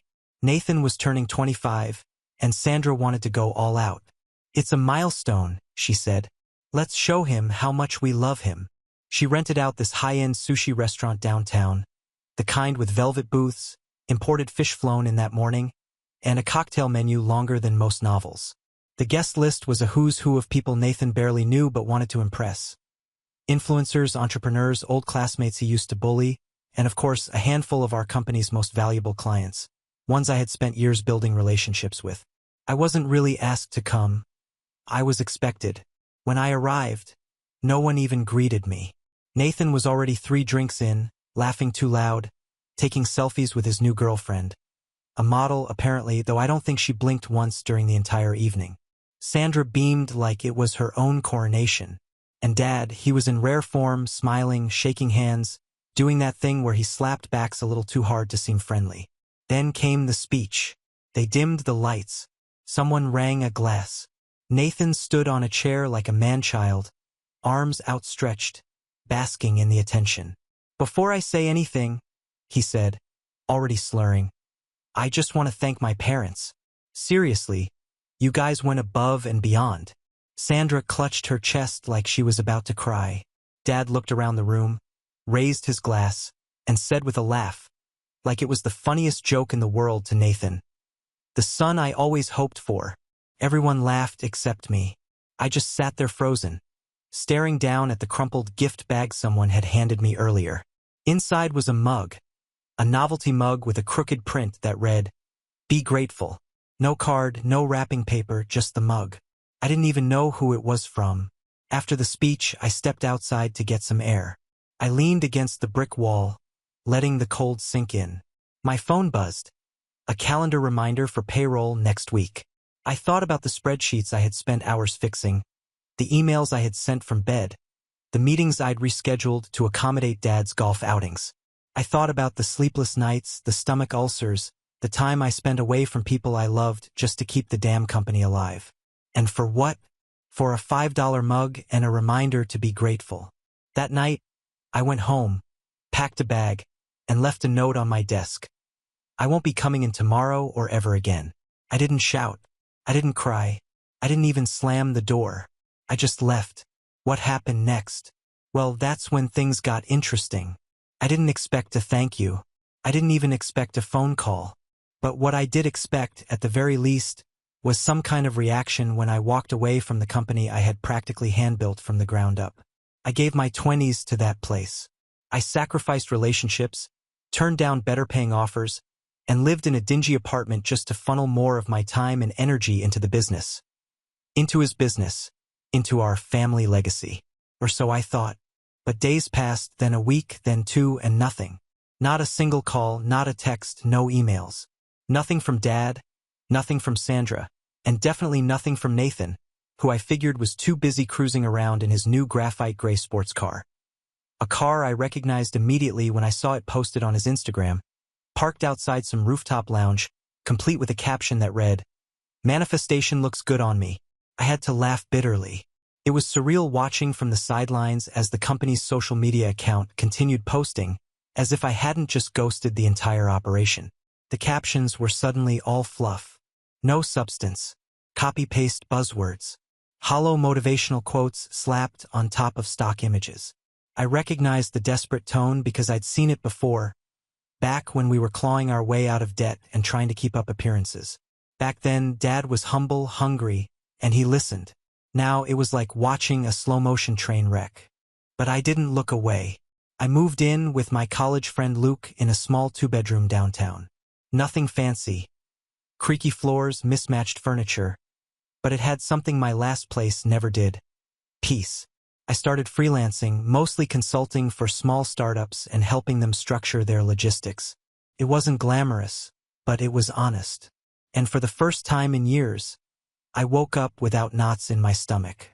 But even peace doesn't fully shield you from betrayal. About 3 weeks after I left, I got a call from Renee, our longest-running client. She owned a boutique packaging firm that we'd partnered with for years. I had onboarded her myself, smoothed over early delivery issues, and even helped her revamp her back-end system. We'd shared drinks after long negotiations. I knew her kids' names, so when her name flashed on my screen, I picked up instantly. "Aaron," she said, her voice tight. "Hey, Renee. Good to hear from you. What's up?" Silence. Then, "Why didn't you tell me you were leaving?" I blinked. I figured it wasn't really public info. But yeah, I stepped away. Needed a change. "I found out through Nathan," she said with a sharpness I wasn't used to hearing from her. "He said you abandoned the company, that you couldn't handle the pressure." I sat down slowly. "He what?" "He tried to renegotiate our contract," she continued, her voice rising. "Wanted to increase our fees by 30% and cut our delivery priority. When I pushed back, he said, and I quote, 'Well, Aaron's not around to play favorites anymore.'" I felt my jaw tighten. "I know," she said quickly. "I know. I just needed to hear it from you because the way he's been talking, you'd think you were dead weight." That was the moment I realized just how deep Nathan's claws had sunk in. It wasn't just that I was gone. He was rewriting the narrative, turning my absence into an opportunity to consolidate power, to spin stories, to bury every contribution I'd ever made beneath a layer of smug, influencer-grade BS. And Dad was letting him, or worse, helping him. I asked Renee if she planned to stay on. She hesitated, then said, "For now. But I'm watching closely, and if you ever start something new, let me know." That meant more than I could say, but it also lit a fire under me. A rage I hadn't fully admitted to myself yet. I wasn't angry just because I was lied about. I was angry because deep down, I knew this was the plan all along. Nathan had been worming his way in for months, pitching half-baked ideas, calling himself head of innovation on his LinkedIn, and showing up to investor calls without invitation. I used to think he was just trying to impress Dad, but now I saw it clearly. He had been laying the groundwork to push me out, and I had walked right into it. The final straw came a few days later when I got a message from one of our junior accountants. Melissa. Sweet kid, fresh out of college, bright and careful, and always asking smart questions. She DM'd me on LinkedIn of all places. "Hey, Aaron. Sorry to bother you.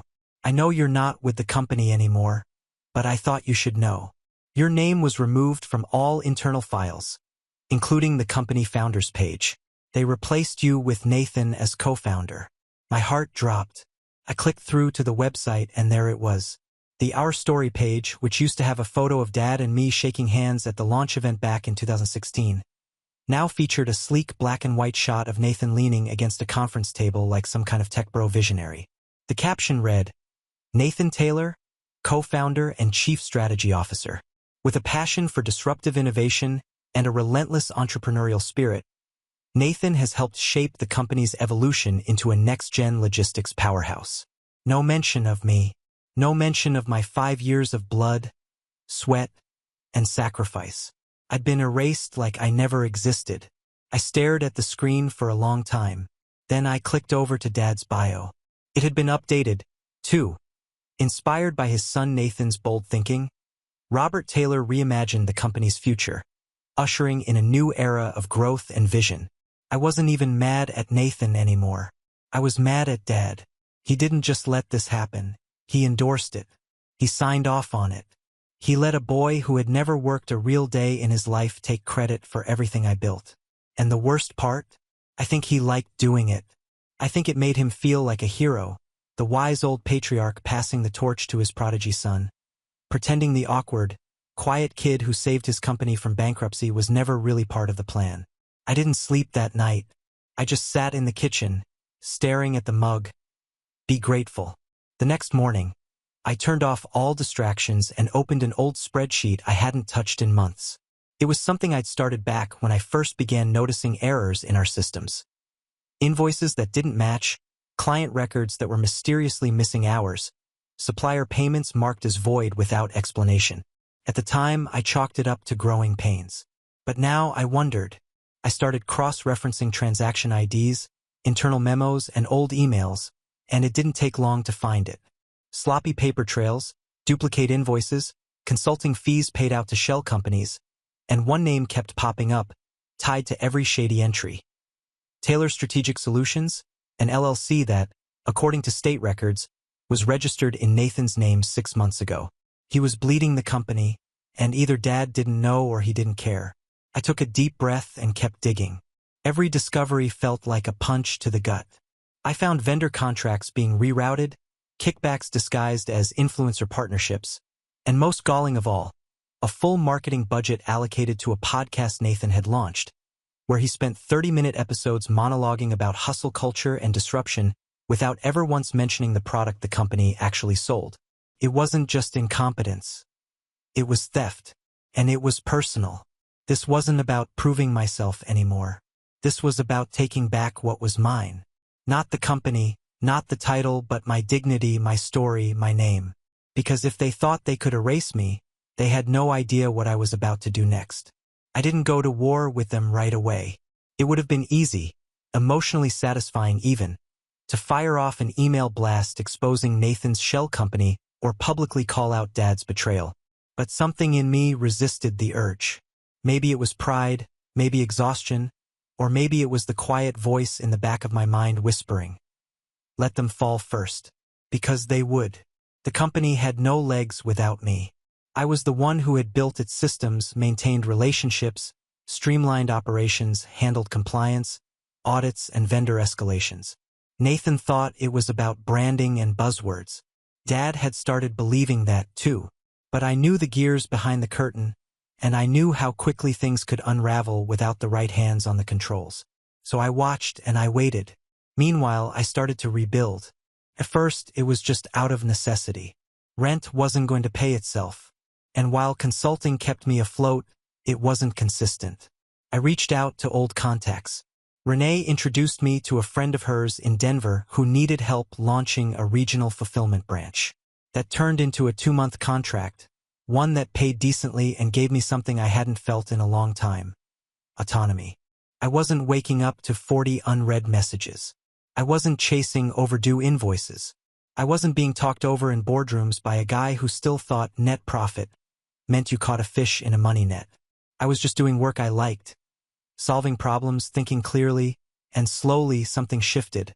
I started writing again, something I hadn't done since college. Nothing big, just notes, observations, the way certain supply chains failed because the people running them never worked the floors, the gap between leadership and labor, how companies prioritized image over infrastructure. Luke noticed. "You've got a voice for this," he said one night over takeout. "You should publish some of these." I shrugged. "Who'd want to read that kind of stuff?"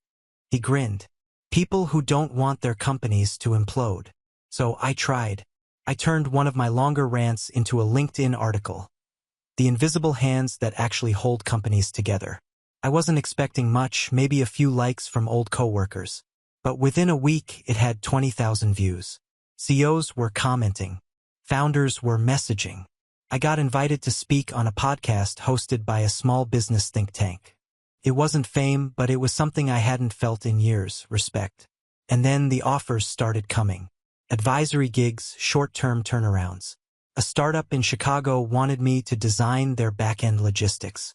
A sustainability brand in Austin flew me out to consult on integrating ethical sourcing practices into their warehouse model. I wasn't rich, not yet, but for the first time in my adult life I felt free. Still, I couldn't shake the bitterness. Every win felt hollow, like I was trying to prove something to people who weren't watching. Every time I hit a new milestone, I'd wonder if Dad had noticed, if Sandra was still chirping about how Nathan has such a modern approach. if Nathan even understood what he'd taken from me. But they weren't watching because they were too busy drowning. The first crack appeared when I got a call from Melissa again. This time, she sounded panicked. "Aaron," she whispered, "I think we're in trouble." "What happened?" "Payroll bounced. Twice." I sat up straight. "What do you mean, bounced?" "I mean, half of us didn't get paid and no one's answering questions. Nathan hasn't been in the office all week. Sandra's been calling everyone negative if they ask too many questions. And your dad? He's weirdly quiet." That didn't surprise me. Dad always disappeared when things went south. "What about the CFO?" "She quit 2 weeks ago. Replaced by some guy Nathan met at a crypto meetup." I nearly choked. "You're kidding." "I wish I was." I thanked her and hung up. Then I checked the company's site again. Still flashy, still polished, but the job listings were gone. The client logos at the bottom were fewer. And the Contact Us page now redirected to a generic form with a warning that response times might be delayed due to restructuring. I knew what that meant. So I waited 1 more week. Then came the email. Not to me, of course, to the public. A carefully worded press release announcing that the company was pivoting its business model to focus on digital branding and community development. Which, translated from startup speak, meant, we have no money and no clue what we're doing. Within 48 hours, I got 3 messages from former clients. One was livid. One was confused. One just said, "Now I understand why you left." But none of that compared to what I got next. A call from my father. I stared at the screen for a full minute before answering. When I did, I didn't say anything. I just let him speak first. "Aaron," he said, and his voice already sounded different. Smaller. "I know it's been a while." I didn't respond. "I wanted to check in," he continued. "See how you're doing." "Why?" I said finally. He hesitated. I miss you." "Do you?" I said calmly. "Or do you miss not having someone around to fix everything?" Silence. Then, "Nathan's been struggling. He's trying his best. But, save it," I snapped. "I saw the contracts. I know about Taylor Strategic Solutions." A beat. "How?" "You left a digital paper trail. He's an amateur." My father exhaled shakily. "It's been a rough few weeks. We've had some miscalculations." "Miscalculations?" I repeated. "You mean embezzlement? Fraud? Or just handing the wheel to someone who's never driven?" "I made mistakes," he said, and I could tell it cost him to admit that. "I let things get out of hand." "No," I said. "You pushed them out of hand. You erased me. You watched Nathan take credit for my work and you cheered him on." "Aaron," he said quietly, "I thought I was doing the right thing. I thought he had vision. And I guess I was just the placeholder." I said, the anger finally seeping into my voice. "The warm-up act before your real son showed up." There was a long silence then, almost brokenly. "I didn't mean for it to go this way." "Yeah," I said. "Well, it did." That was the end of the call, but not the end of the fallout. Because once the truth about the shell company got out, and it did fast, everything started unraveling. Vendors pulled out. Investors threatened legal action. And the employees who hadn't already jumped ship began doing so in droves. Within a month, the company that I had once called my life was gone. Bankrupt, closed, website offline. And suddenly, everyone was watching me. Not with scorn, but with hope. Because even as my old life crumbled behind me, my new one was just beginning. Quietly, confidently, I started laying the foundation for something better. Something of my own. After everything collapsed, I expected silence. A vacuum, the kind that swallows people after they've been betrayed, humiliated, and tossed aside like a broken tool. But instead, my phone didn't stop buzzing. Former clients, ex-employees, investors who had once treated me like the quiet one in the background, they were all calling, texting, messaging. Some to offer sympathy, others to apologize, and more than a few to ask, "Are you starting something new?" At first, I didn't know how to answer that. My entire adult identity had been wrapped around my dad's company. For 5 years, every business decision, every late night, Every sacrifice had fed into his dream, his legacy. Even after walking away, part of me felt like an orphan, cut off from a family I never fully belonged to. But another part of me, the smarter, colder part, felt something else rising. Not grief, precision. If I was going to rebuild, it wasn't going to be reactionary. It wasn't going to be me scrambling to prove my worth again. This time, I was going to move deliberately, not just to succeed, but to make sure my name was never forgotten again. Not by the industry and certainly not by my family. So I got to work. The first step was information. I didn't want revenge built on guesswork or emotion. I needed facts. And luckily, years of running the back end had taught me exactly where to look. See, even before I left the company, I had started logging irregularities, not just the financial stuff, but conversations, behaviors, emails. It started as a habit, just a way to keep myself sane in a gaslighting environment. But now it was a blueprint. Every invoice Nathan forged, every NDA Sandra violated by gossiping about client accounts at charity galas, every time Dad signed off on something questionable thinking no one was paying attention. I backed it all up. Names, dates, signatures, voice memos, even internal Slack messages Melissa had quietly forwarded before quitting. I wasn't sure what I'd do with it all yet, but I knew one thing. When the time came, they weren't just going to lose money. They were going to lose everything. But I wasn't rushing. The smarter play was to rebuild first. So I took one of those investor calls. A woman named Claudia Lou Sharp, blunt, scary intelligent. She had previously backed us during our second growth stage, and I always suspected she had liked me more than she liked the company itself. "You're wasted working under men like that," she told me. "What's your plan?" I told her the truth. I didn't want another logistics company. I wanted something smarter, more adaptive, less bloated. A hybrid consultancy that focused on rescue operations, helping small to mid-sized businesses on the brink of collapse to rebuild their supply and fulfillment models fast, efficiently, and ethically. A SWAT team for logistics, basically. I figured she'd say, "Interesting. Maybe when you're more established." Instead, she said, "Send me a deck. You'll have seed capital in a week." And just like that, I had a shot.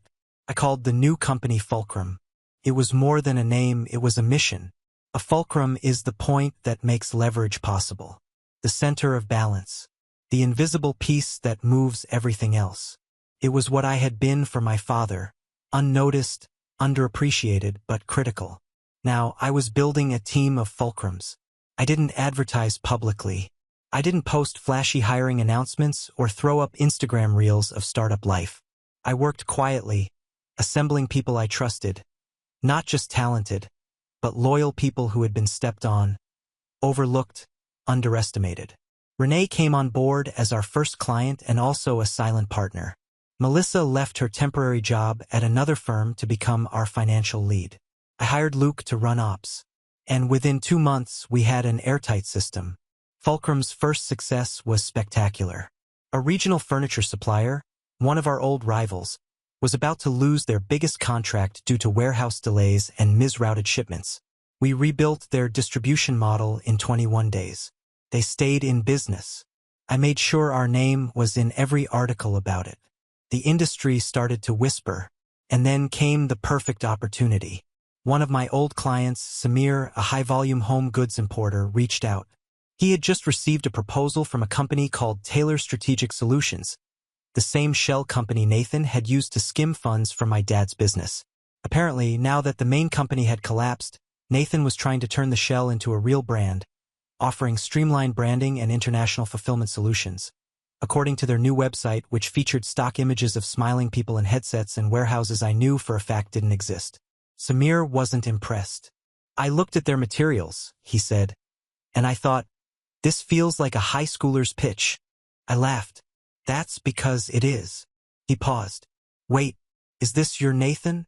"Unfortunately, so. Should I run?" "Run fast," I said. "And tell me if he contacts anyone else you know." From there, the pieces started falling into place. Nathan was desperate. He had burned every bridge, lost all credibility, and was now trying to rebuild a brand off borrowed words and stolen graphics. But more importantly, he was still using the Taylor name, still trying to ride on the illusion of a legacy he helped destroy. That's when the idea started to crystallize. I wasn't going to destroy him by exposing him publicly. No, I was going to strip him of his name.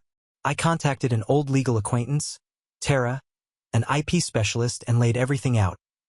Every misused company trademark, every shady rebrand, every stolen photo, fake warehouse claim, and false endorsement quote on their site. "You have a case," she said, eyes gleaming. "Multiple, actually. And if we move fast, we can file cease and desists before they even get their first client." But I didn't want to just shut him down. I wanted him to see my face when it happened. So I waited for the right moment. It came when Sandra, the queen herself, decided to host a fundraiser gala for some nonsense charity she sat on the board for. It was her way of pretending their family still had prestige, the kind of event where people wore designer sunglasses inside. Claudia, my investor, got me an invitation. Apparently, she had been on the mailing list for years. "You'll want to see this one," she said. "Trust me." The night of the event, I arrived alone. Black suit, no tie. Calm. Nathan was already there, working the room. I could see him laughing too loud, gesturing like a man with no actual stories to tell. Dad stood nearby, clearly tired, clearly older. And Sandra was glowing like she just won an Oscar. I didn't say anything at first. I let them see me. Let Nathan's face freeze. Let Sandra's smile twitch. Let Dad's eyes go wide. Then I walked straight past them and joined Claudia at a VIP table near the stage. The program began. Speeches, applause, pledges. Then, halfway through, they announced the featured sponsor for the evening, Taylor Strategic Solutions. Nathan stood up to mild, confused clapping. He walked up to the stage, started thanking the crowd, blathering about entrepreneurship and rebuilding. When I leaned toward Claudia, she handed me a small envelope. Inside were the legal notices, cease and desist orders, trademark violation filings, and the full audit Tara had compiled. I stood up, walked quietly to the side of the stage, and handed them to him. He froze mid-sentence, read the top page, and I watched his face crack. He stammered, tried to keep speaking, but the room shifted. People murmured. Sandra stood up, hissing something under her breath. Dad just sat there, frozen. I turned, walked out the way I came. Didn't say a word. I didn't need to, because now the real fallout would begin, and I was just getting started. It's amazing how fast people scatter when the illusion of power vanishes. After the gala, Nathan didn't just lose a few leads, he lost everything. Tara filed the legal injunctions the very next morning. Taylor Strategic Solutions had 7 days to cease operations, remove all references to the Taylor name, and account for every dime made under false branding. There weren't many dimes. Turns out, the few deals Nathan had secured were either lukewarm handshakes from people who didn't bother checking credentials or shady side hustles that would have imploded with a stiff breeze. Sandra tried to put on her usual, "This is just noise" front, posting inspirational quotes on her Instagram like, "Setbacks are setups for comebacks," and "The haters don't know your grind." But behind the scenes, her calls were going straight to voicemail.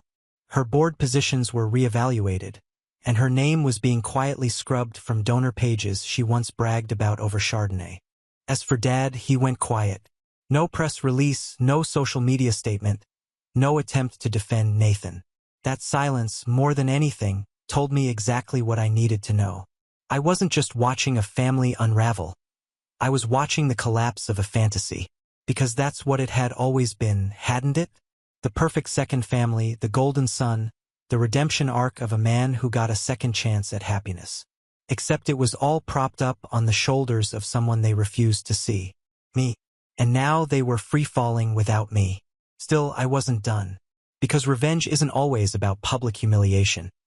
Sometimes the most devastating justice happens quietly in rooms where the ones who betrayed you realize they've burned their last bridge, and the only person who could have saved them is no longer taking their calls.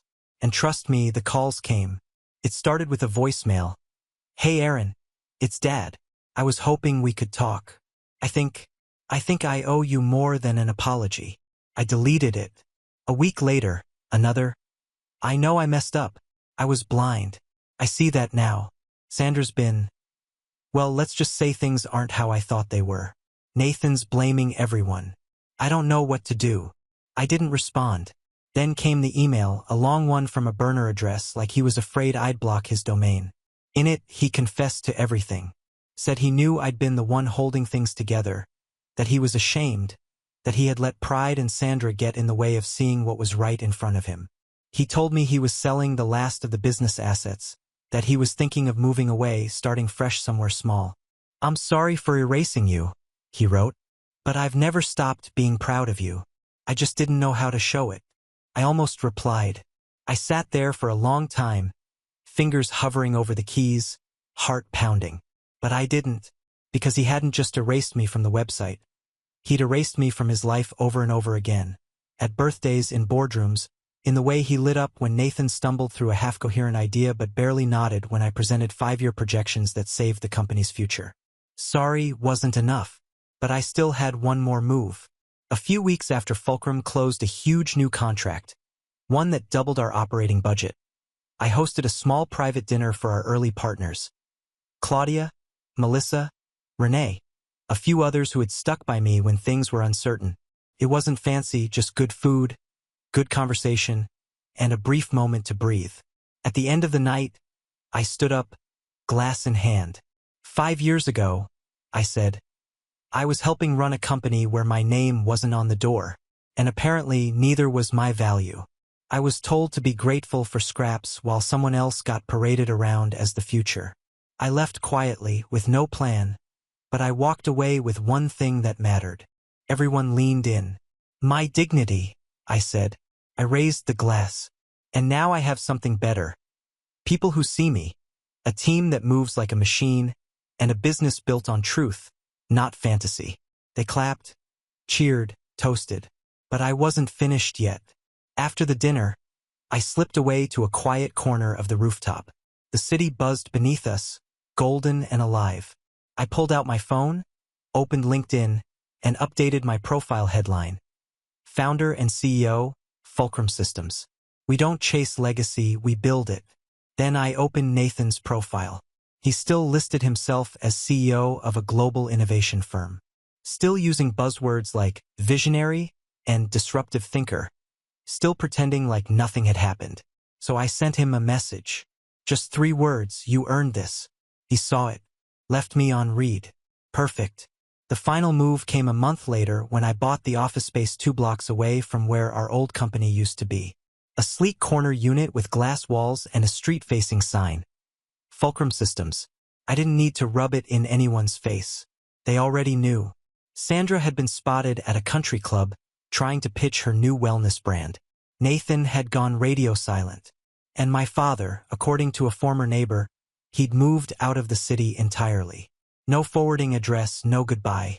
It didn't matter, because I had already made peace with the fact that I'd never get the apology I deserved. Not really. But I got something better. I got my life back. And I built something no one could take away from me, ever again. For years, I tried to earn their love. Now they're the ones who have to live with the weight of losing mine. And I sleep just fine. Now on to the next story. Story 4. My name's Liam. I'm 34, and until last month, I thought I understood my family. I'm not saying we were perfect, far from it, but I always assumed there was some invisible line of respect none of us would cross. That illusion shattered the day of my father's funeral. We'd just buried him, and the whole family had gathered at my mother's house for the traditional post-service lunch. People were milling around, talking quietly, the smell of coffee and roasted lamb filling the air.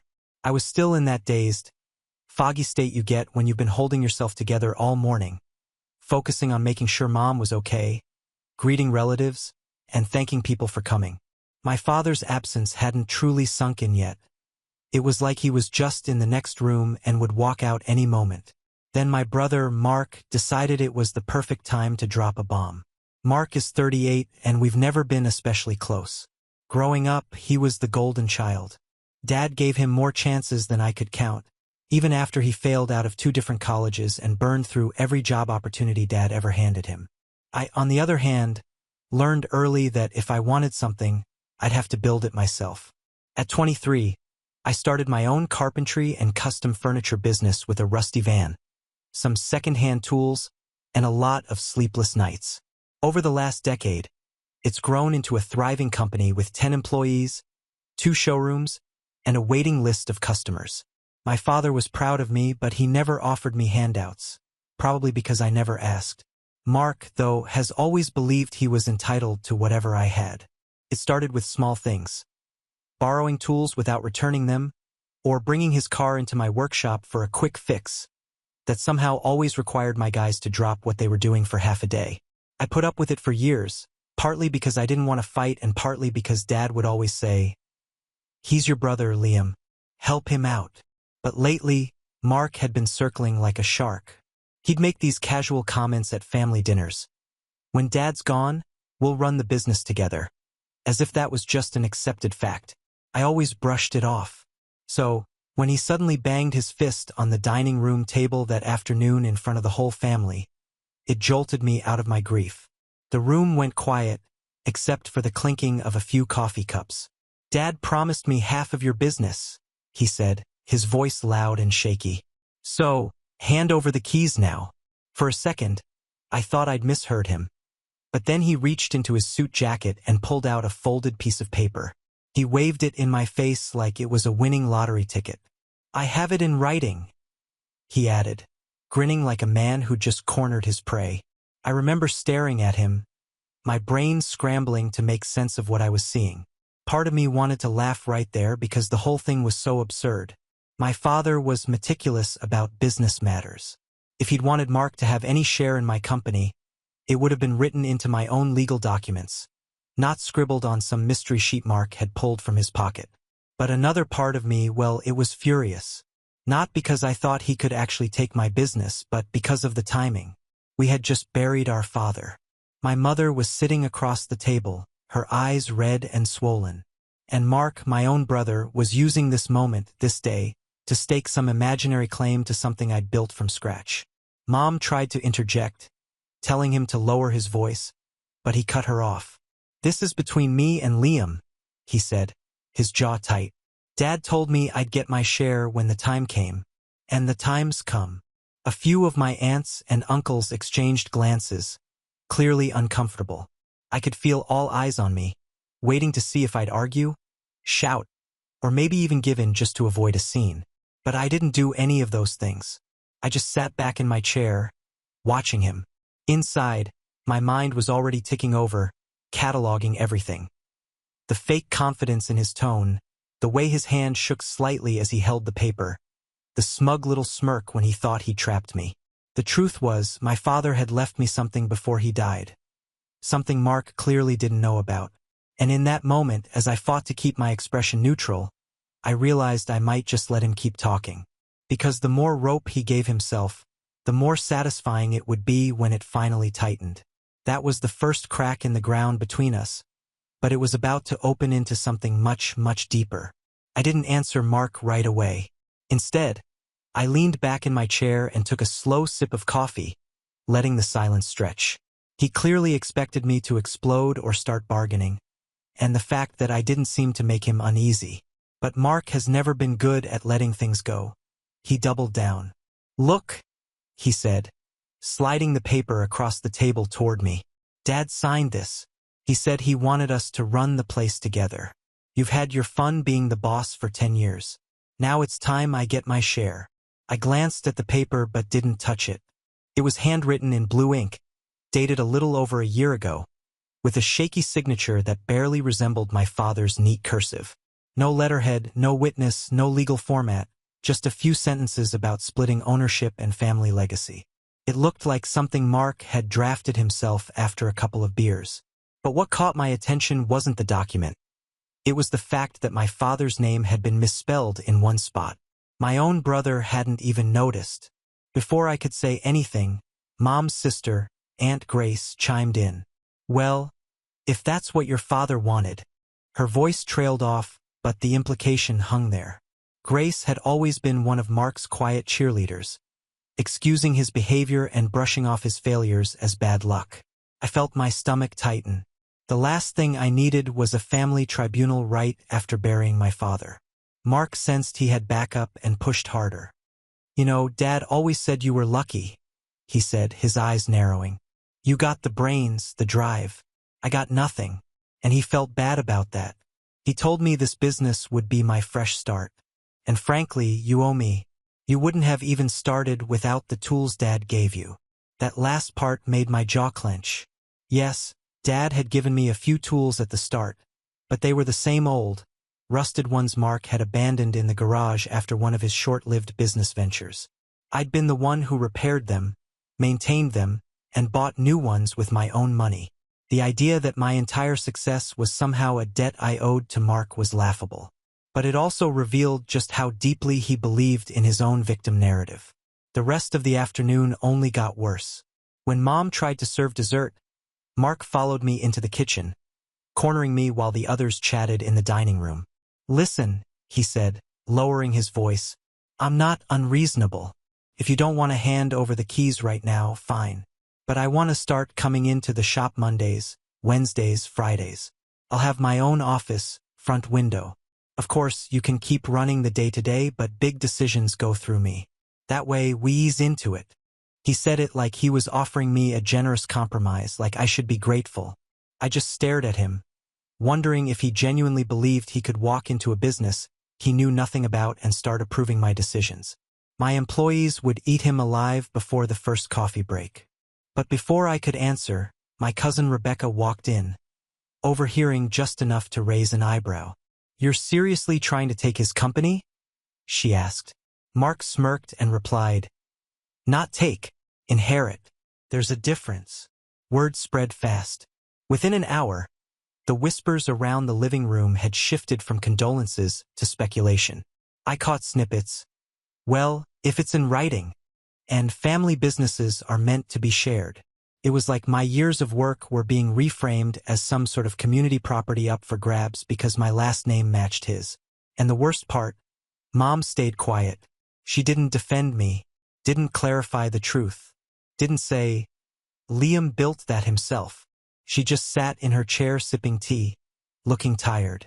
By the time guests started leaving, Mark had made sure to shake every hand and mention, in an oh-so-casual tone, big changes coming to the business.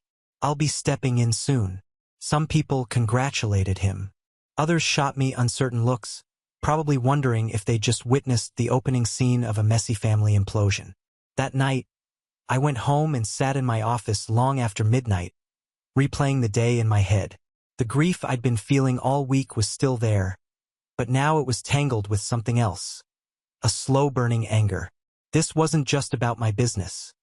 It was about the fact that Mark had chosen that day, of all days, to stake his claim. He'd made my father's funeral into his personal land grab, and judging by the way he'd strutted around the house, he thought he'd already won. I didn't know exactly how I'd respond yet, but I did know one thing. Mark had just turned this into a war he wasn't ready for. 3 days later, I was back at the shop trying to drown myself in work. Sawdust in the air, the hum of the table saw, the smell of freshly cut oak. It usually centered me. But that week, every time I paused, my mind drifted back to Mark's smug face at the funeral. I was drafting an order for a client when my foreman, Luis, walked into my office holding an envelope. This came for you, he said. No return address, just my name written in thick black marker. Inside was a photocopy of that same so-called agreement Mark had waved in my face. Only this time it was attached to a letter from a lawyer. According to the letter, Mark was formally notifying me of his legal claim to half of the company and would be asserting his rights immediately. My stomach sank when I read the last line. Effective Monday. My client will arrive at the business premises to assume his rightful role as co-owner. I wanted to laugh, but it came out more like a growl. A legal claim over a handwritten, misspelled note? It was so absurd I almost tossed the letter in the trash right then. But what really stung wasn't the paper. It was that Mark had actually gone this far. This wasn't just him running his mouth in the heat of the moment. He'd sat down, called a lawyer, and taken a step toward trying to force his way into my life's work. That afternoon, I drove to my mother's house, hoping to get some clarity, maybe even a hint that she'd tell him to back down. When I pulled into the driveway, Mark's car was already there. Inside, I found him in the living room with Mom, leaning back on the couch like he owned the place. They were drinking coffee, and there was a neat stack of papers on the table in front of them. "Perfect timing," Mark said without even looking up from his cup. "We were just discussing how to make this transition smooth for everyone." I blinked. Transition. Mom sighed and gave me this weary look. "Liam, maybe it's time to think about the bigger picture. Your father always wanted you boys to work together. Mark's been through a lot. This could be good for the family." My chest went cold. "You're siding with him over me?" She shook her head. "It's not about sides. It's about unity. Mark deserves a chance." She hesitated, glancing at him before continuing. "We've already discussed some changes." That's when Mark slid a folder toward me. Inside was a draft of a press release. A press release. It announced that Mark had joined the company as co-owner and would be bringing fresh leadership and innovation. There was even a photo of him standing in front of my showroom, taken that morning without my knowledge. I looked up at him, my pulse pounding. "You broke into my shop?" "Didn't break in," he said, grinning.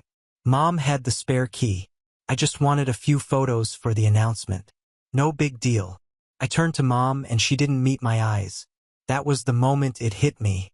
She'd given him the key. My own mother had handed over access to my business without asking, without even warning me. Mark leaned back, smug as ever. "Face it, Liam. This is happening. You can make it easy, or you can make it ugly." Something inside me shifted right then. Up until that moment, I'd been juggling grief and frustration, trying to hold the family together despite everything. But this was a line they couldn't uncross. It wasn't just about greed anymore. It was betrayal, plain and sharp. I didn't yell. I didn't throw the papers. I just gathered them up, put them back in the folder, and stood. "All right," I said quietly, "if that's how you want it." Mark smirked, thinking he'd just won some silent surrender.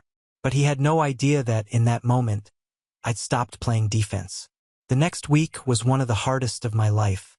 True to his word, Mark showed up at my shop on Monday morning, 10 minutes before opening. He wore a brand new leather jacket and carried a shiny briefcase that I'm pretty sure was empty. Without asking, he strolled straight past the front counter into my office and plopped down in the chair across from my desk like it was his own. "I'll need a set of keys," he said, pulling out a notepad. "And let's go over the books. I want to see what kind of mess I'm inheriting." I could feel my employees watching from the doorway, pretending to be busy while eavesdropping. I didn't want to start a shouting match in front of them, so I kept my voice even. "You're not getting access to the books." He smirked. "We'll see what the lawyer says about that." Then he spent the rest of the morning wandering around the shop, asking pointless questions, suggesting improvements, like putting a soda machine in the showroom, and interrupting my guys while they worked. By lunchtime, production had slowed to a crawl. The days that followed were even worse. Mark came in 3 times that week, each time acting more entitled. He'd tell customers he was the new co-owner, make promises about discounts without my approval, and try to schedule meetings with suppliers. One afternoon, I caught him in the stockroom on the phone with one of my biggest clients, pitching them on some new direction he thought we should take. That client called me later, confused and concerned, asking if my company was going through changes. I felt the damage spreading like a crack in glass. My crew was on edge, unsure who to take orders from. I started getting whispers from other business owners in town, people asking if it was true that my brother had taken over. Even my accountant called, worried about rumors she'd heard. At home, it wasn't any better. My mother, who'd once been my quiet supporter, had started parroting Mark's lines about family unity and Dad's wishes. Every phone call with her ended with some variation of, "You're being too stubborn. This is what your father wanted." It was exhausting, and I could feel my grief for my dad getting tangled up with something darker. Resentment, even toward her. One night, after everyone had gone home, I sat in my office staring at the framed photo of me and Dad from the day I opened the shop. He had his arm around me, both of us grinning like fools, sawdust in our hair. He'd been so proud that I'd built something from the ground up. And now my own family was trying to hollow it out from the inside. I was losing sleep. I'd wake up at 3 a.m. thinking about Mark walking around my shop, touching things that weren't his, telling my clients half-truths. For the first time in years, I considered selling the business. Not because I wanted to, but because I couldn't imagine dragging this fight out forever. But somewhere in that exhaustion, something started to crystallize. If I kept reacting to Mark, I'd always be a step behind. I needed to shift the ground under his feet entirely. Quietly, I began making notes, not about how to kick him out in the moment, but about how to make sure he could never, ever get his hands on my business again. I didn't tell a soul. Not my crew, not my friends, not even Rebecca, my cousin, who'd clearly seen through him at the funeral. Outwardly, I played along, kept my tone calm, and even humored some of his nonsense. But inside, I was building something, not a wall, not a defense, but something sharper. Because if Mark wanted to turn my father's death into his opportunity, I was going to turn his ambition into his downfall. I started by pulling back from the day-to-day chaos just enough to see the bigger picture. Mark was loud and brash, but he was also predictable. He wanted to be seen as the man in charge. All I had to do was give him just enough rope to feel secure while I quietly fortified every part of my business behind the scenes. The first step was meeting with my lawyer, my real lawyer, the one who had been with me since the early days. We went over my incorporation documents, shareholder agreements, and every legal safeguard I already had in place. My lawyer smiled when I slid Mark's agreement across the desk. "Liam, this wouldn't hold up for 2 minutes in court," he said, tapping the misspelled name. "It's not notarized, not witnessed, and it's vague enough to be meaningless. If anything, it looks like your brother might be committing fraud." That gave me the first deep breath I'd taken in weeks. But we didn't stop there. We rewrote certain clauses in my operating agreement, adjusted ownership protections, and even filed updated records with the state. Moves that quietly made it impossible for anyone, especially Mark, to gain access without my consent. Meanwhile, I poured my energy into the business itself.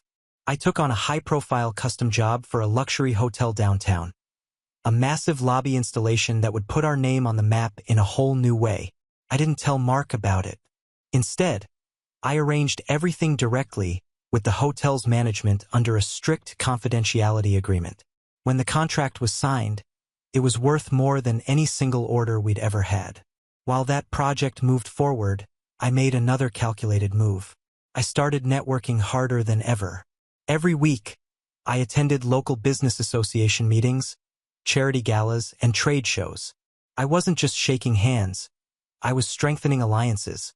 Suppliers who'd once just been friendly acquaintances became loyal partners. Other shop owners began referring clients to me. I even landed a segment on the local morning news showing off a custom dining set I'd made for a charity auction. Mark, of course, tried to claim credit for some of this when he caught wind of it. "I've been talking to people," he'd say smugly. "Word's getting out about the changes we're making." I'd just nod, biting back a smile, knowing that none of what I was doing actually involved him.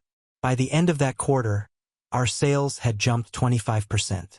The hotel job had generated a buzz that was drawing in new clients by the week. My employees, who had been tense and wary, started to relax again once they realized I still held the real authority. Quietly, I gave out bonuses, thanking them for sticking through the recent family turbulence. And while Mark strutted around, thinking he was slowly sliding into control, I was building a safety net so wide and strong that even if he tried to burn the whole place down, it would only singe his own reputation. The more I rose, the more he seemed convinced I was doing it for him, that this growth was proof of his leadership. That arrogance kept him from seeing the real game being played, and that was exactly how I wanted it. What he didn't know was that I'd already set the stage for a moment that would pull the rug out from under him in a way he wouldn't recover from. The turning point came on a Wednesday morning in early spring. I was in the middle of a design consultation with a new client when Luis knocked on my office door, looking uneasy. "You might want to see this," he said, holding out his phone. On the screen was a public Facebook post from Mark, one I'm sure he thought was harmless bragging. It was a picture of him in a suit, standing in my showroom again, this time with a caption, Excited to announce I'm now co-owner of the family business. Big things ahead. He tagged half the county, including several of my suppliers and clients. But that wasn't what caught my attention. In the background of the photo, partially visible on my desk, was a folder, one I recognized immediately. It was from the hotel project. He'd been snooping. At first, my pulse spiked with anger, but then I noticed something else. In the comments under his post, one of my competitors, someone who tried to underbid me on past contracts, had written, "Congrats, let's meet soon. I've got an offer for you." And Mark had replied, "Absolutely, let's talk partnership." That was my opening. I started digging not just into Mark's social media, but into his entire history of business ventures. I remembered the landscaping company he'd tanked in under 6 months, the failed sports bar idea that left him in debt, the multi-level marketing scheme he'd once tried to rope the family into. In every single case, he'd taken shortcuts, ignored advice, and left someone else to clean up the mess. And now, armed with my company's credibility, he was lining himself up to do it again. Except this time, his failure could drag my reputation down with him. I also found something else. That competitor he'd been messaging. I happened to know from my networking events that they were currently under investigation for shady accounting practices. I hadn't said a word publicly, but it was common knowledge among certain circles that getting too close to them was career suicide. That's when the plan fully took shape in my head. If Mark wanted to parade around as a co-owner, I was going to let him, just long enough for him to walk himself right into the trap he was setting. I wouldn't have to fabricate anything. All I had to do was give him the space to make the kind of arrogant, careless moves he was famous for. The more he thought he was in control, the deeper he'd dig his own hole. Meanwhile, I secured my position even further. I finalized a private contract amendment with the hotel that explicitly named only me as the business owner and project lead. I also had my lawyer file a quiet notice with the state business registry, tightening the corporate bylaws so that any attempted transfer of ownership without my approval would be null and void. By the time the local business awards dinner rolled around in April, I was in the strongest position I'd ever been. The hotel installation was nearly complete. My team was more loyal than ever, and my network of allies had grown so wide that even rumors couldn't hurt me. And sitting at that dinner, across the room from Mark, I knew something he didn't. The stage was set. The spotlight was ready, and all I had to do now was wait for him to step into it. It happened faster than I expected. 2 weeks after the awards dinner, Mark came swaggering into the shop with the same empty briefcase and an overconfident grin. "Big news," he announced, loud enough for the entire staff to hear. "I just closed a major partnership that's going to double our revenue." "You're welcome." I didn't ask who it was. I already knew. That competitor, the one quietly under investigation, had finally reeled him in. He pulled out a stack of papers and dropped them on my desk. "Sign these and we'll make it official. They're offering us better supplier rates, plus a profit-sharing agreement. It's exactly what we need to take this place to the next level." I kept my face neutral as I flipped through the pages. The agreement was laughably one-sided, basically handing over key client accounts and giving this partner a cut of our largest contracts, including the hotel project. But Mark was so caught up in his own self-importance, he didn't even notice. "Mark," I said slowly, "before I sign anything, we should meet with them in person. That way, we can all be on the same page." "Perfect," he said. "They're free Friday." Friday came, and I walked into that meeting prepared. It was held at a sleek downtown office, and the competitor, let's call him Harris, was all smiles, probably thinking I was just going to rubber stamp the deal. Mark jumped right into his pitch, talking about our vision and our future. I let him talk. Then, when Harris slid the final agreement across the table, I leaned back and said, "Before we go any further, I just want to be clear. Mark doesn't have any ownership in my company. So, whatever deal you think you're making with him, it's not legally binding." The room went still. Harris blinked. "What do you mean?" I reached into my bag and pulled out the updated corporate bylaws and the state registry filings. "I'm the sole owner. Always have been. Mark's been helping out unofficially, but he has no authority to sign contracts or make commitments on behalf of the company." I slid the papers toward Harris. And given your current situation with the Department of Revenue, I added casually, I'm not sure this is a partnership we'd be interested in anyway. The color drained from Harris's face. Mark's too. What situation? Mark demanded, turning to Harris. I stood, tucking my documents back into my bag. Maybe you two can discuss that privately. I've got real work to do. I left them there, stunned, and by the time I got back to the shop, my phone was already blowing up with texts from Mark. Angry, panicked, demanding I undo whatever I'd just done. I ignored every single one. The fallout started almost immediately. Harris, realizing Mark couldn't deliver anything he'd promised, cut off all contact. Word spread through our business circles, not because I said anything, but because people talk. Suddenly, Mark wasn't the new co-owner anymore. He was the guy who'd nearly dragged my company into a public scandal. And that was just the beginning of what I had lined up for him. By the following Monday, the ripple effects of that meeting had grown into full waves crashing down on Mark.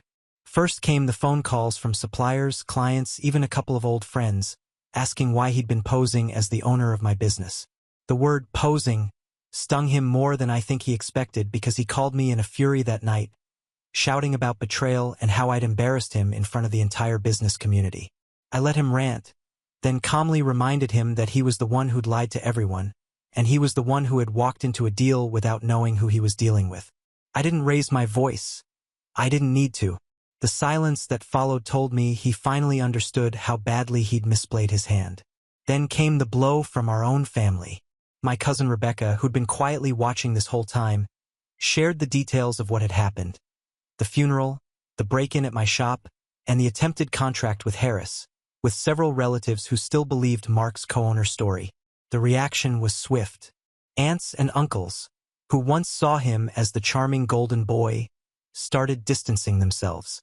Even Mom, who had been his silent ally, called me one evening sounding defeated. I didn't know it was that bad, she said quietly. I just thought maybe you could work together. I didn't realize he was trying to take it from you. I didn't say, I told you so. I just told her I was moving on. And I meant it. Mark's attempts to save face only made things worse. He tried starting another business venture with a friend from out of town. But by then, his reputation had sunk so low that no one wanted to partner with him. Clients avoided him, business owners didn't return his calls, and his once active social media accounts went silent. Eventually, I heard through the grapevine that he'd sold his car and was renting out his apartment just to keep afloat. As for my company, we kept growing. The hotel project was completed on time and made the front page of the local business journal. My team was stronger than ever, my network deeper, and the safeguards I'd put in place meant no one, not even family, could ever threaten it again. Months later, I ran into Mark by chance at a coffee shop. He looked smaller somehow, not just physically, but in presence. He mumbled something about just trying to make things right back then, but I could tell even he didn't believe it. I simply nodded, picked up my order, and walked out without another word. Because the truth was, I didn't need to say anything. Everyone in town already knew exactly what had happened and what it had cost him. In the end, my father's business stayed exactly where it belonged, and Mark was left with nothing but the memory of the day he thought he could take it from me, and the moment he realized he never even stood a chance. Now on to the next story. Story 5. My name's Marcus. I'm 27, and last month I graduated from law school. I didn't come from a line of lawyers or anything like that. In fact, I'm the first person in my entire family to even finish college. My mom used to say I was the responsible one, but lately, I'm not sure she meant it as a compliment. I've always been the quiet type. The one who pays bills on time, stays late at work, and keeps a folder of receipts in alphabetical order. The one who showed up for everyone else. Birthdays, funerals, babysitting emergencies, and especially the stuff no one else wanted to deal with. For years, I poured into them. They were all I had. So, when I got accepted into a top 15 law school with a partial scholarship, I thought things would change. Not because I needed praise, but because I figured they'd finally see me. I spent 3 grueling years juggling classes, internships, student loan stress, and a night shift at a campus security desk just to keep the lights on. And through it all, I kept this mental picture of the finish line. Standing on stage in my cap and gown, scanning the crowd, and seeing my family smiling back. Maybe even a tear or two. 2 months before graduation, I emailed everyone. My mom, my stepdad, Gary, my uncle Lou, and my younger cousin Jenna. I booked 4 flights back home to California, rented a suite for the weekend, and reserved 4 prime seats for the graduation ceremony. Front row, the kind of spots that you have to know someone to even ask about. I paid for everything. $9,000 all in. I told myself it was worth it. It's your once-in-a-lifetime moment, I said. Of course they'll come. They all said they were excited. My mom even texted me, "Proud of you, baby. Can't wait." And for a while, I let myself believe it.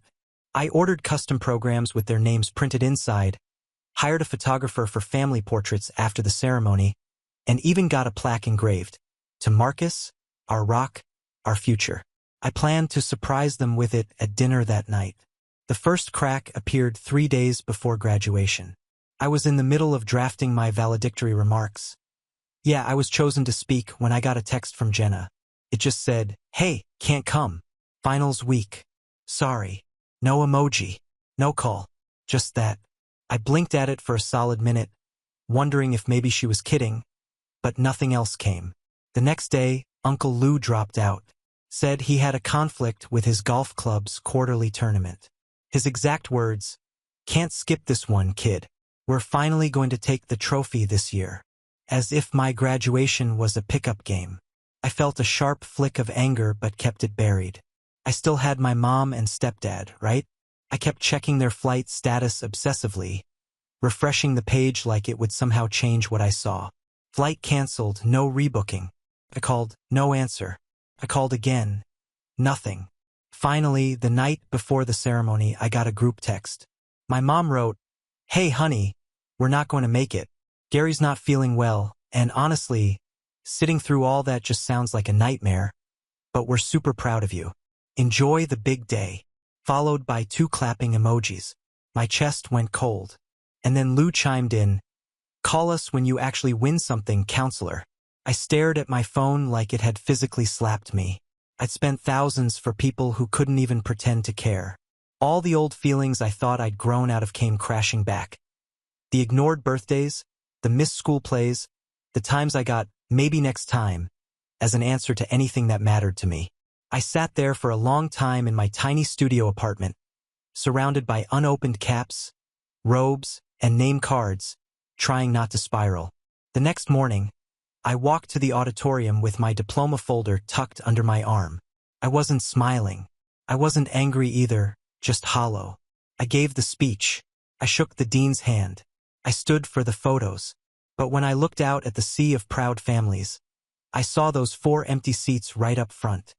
Reserved, untouched. That's when I knew what I had to do.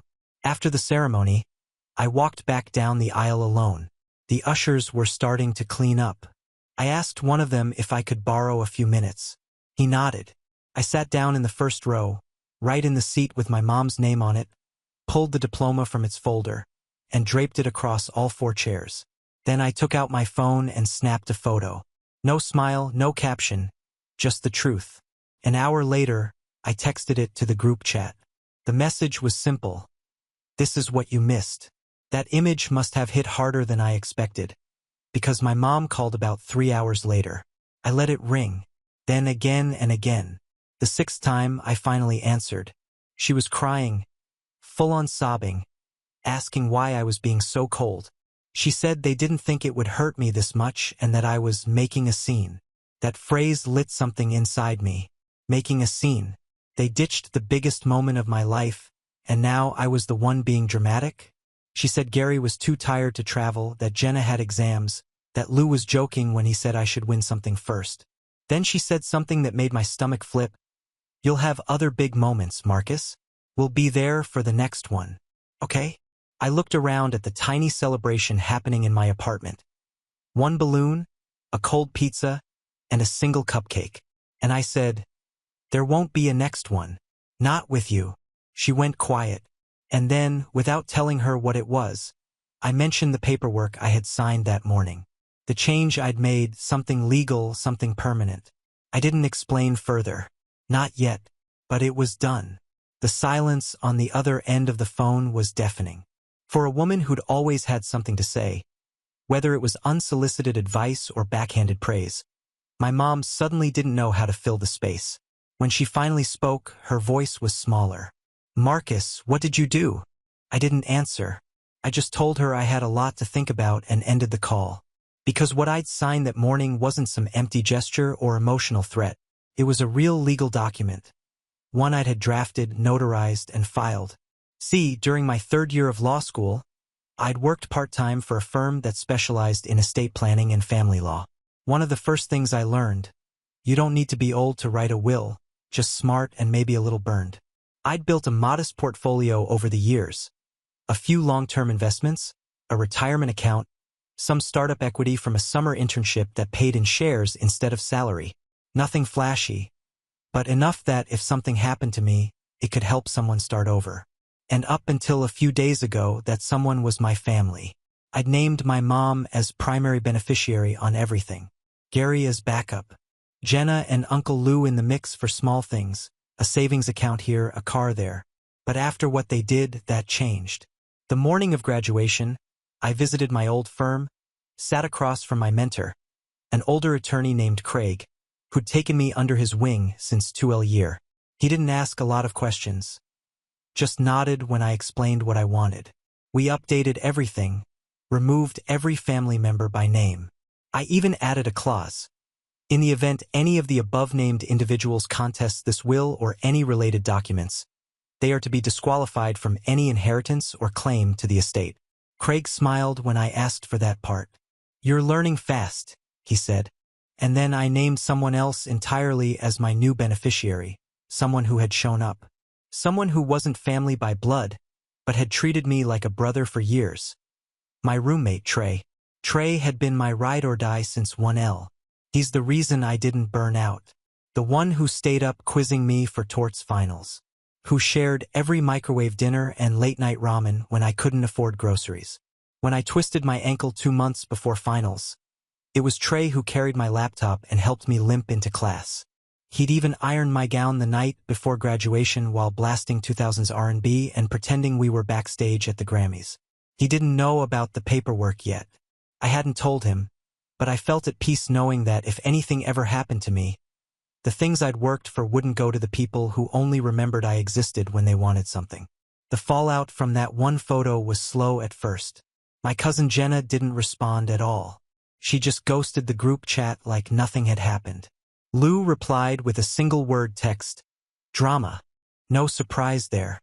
But my mom, she spiraled. Over the next 48 hours, I got more messages than I had in the entire past year combined. First, the guilt-tripping texts. "We've always supported you in our own way. You don't understand how stressful things have been lately. Can't you just be proud of what you've done without making us the villains?" Then came the veiled threats. "You don't want to throw away your family over one event. Gary says we should talk before you make anything permanent. Don't do anything stupid out of anger. Blood is blood." That last one, that one made me laugh. Because they never seemed to remember blood is blood when I was the one asking for something. When I needed help moving apartments between semesters, too busy. When I sent Christmas cards every year, no replies.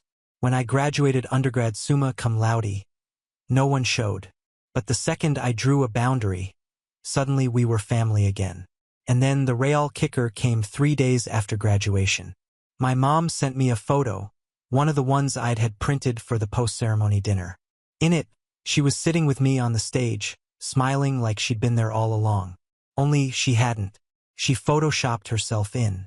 She actually had someone edit her into my graduation photo. I stared at it, jaw slack. The lighting was wrong. Her proportions were off. And worst of all, she had the nerve to post it on Facebook with the caption, "Proud of my baby boy, future Supreme Court Justice," complete with likes and comments from her friends and people congratulating her. I almost threw my phone. I didn't comment. I didn't even report it. I just took a screenshot, saved it in a folder labeled Delusions, and moved on. At that point, it wasn't just disappointment anymore. It was clarity.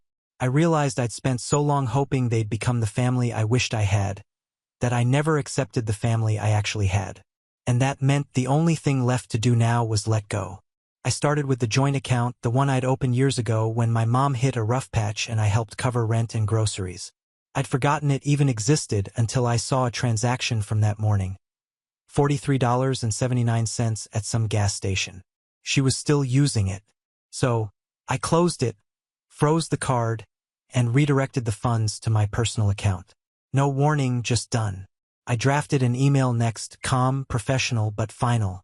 I stated that moving forward, I'd be focusing on building a life with people who respected me and that any further communication regarding money, holidays, or family emergencies should be directed elsewhere. I CC'd them all. No one replied. But the next day, something unexpected happened. A letter arrived, handwritten, from Gary. He said he didn't agree with how my mom handled things, that he tried to convince her to go to the graduation, but she refused to budge. He said watching the fallout had been a wake-up call. He even apologized for not doing more to defend me over the years. At the bottom, he left his number and said he'd respect my decision no matter what it was. And for the first time in this entire ordeal, I didn't know how to feel, because part of me wanted to tear the letter up. But another part wondered if maybe, just maybe, I wasn't as alone as I thought. Still, the damage was done. And that legal change I made, that was just the first step. Because what came next was bigger than any of them could have imagined. I sat with Gary's letter for a full day before I even considered replying. The handwriting was shaky but deliberate, the words almost too carefully chosen. Not flowery, but cautious, like someone trying to balance guilt with self-preservation. I reread the part where he said he didn't agree with my mom, and I'll admit it hit differently than I expected. Growing up, Gary was never outright cruel. He was more of a background figure, always in the room, rarely in the conversation. When I was 12 and my bike got stolen, it was Gary who silently drove me to the pawn shops to look for it. When my laptop died during my first semester of law school, it was Gary who quietly mailed me a refurbished one with no note, just a sticker that said, "Keep going." But he also never stood up to my mom when she dismissed me, when she made little digs about how I was too sensitive or trying too hard to be special. So yeah, part of me wondered if the letter was real or if it was his way of staying in my good graces now that I had something they could brag about. But I didn't reply. Not yet. Instead, I focused on something else. The second copy of the diploma.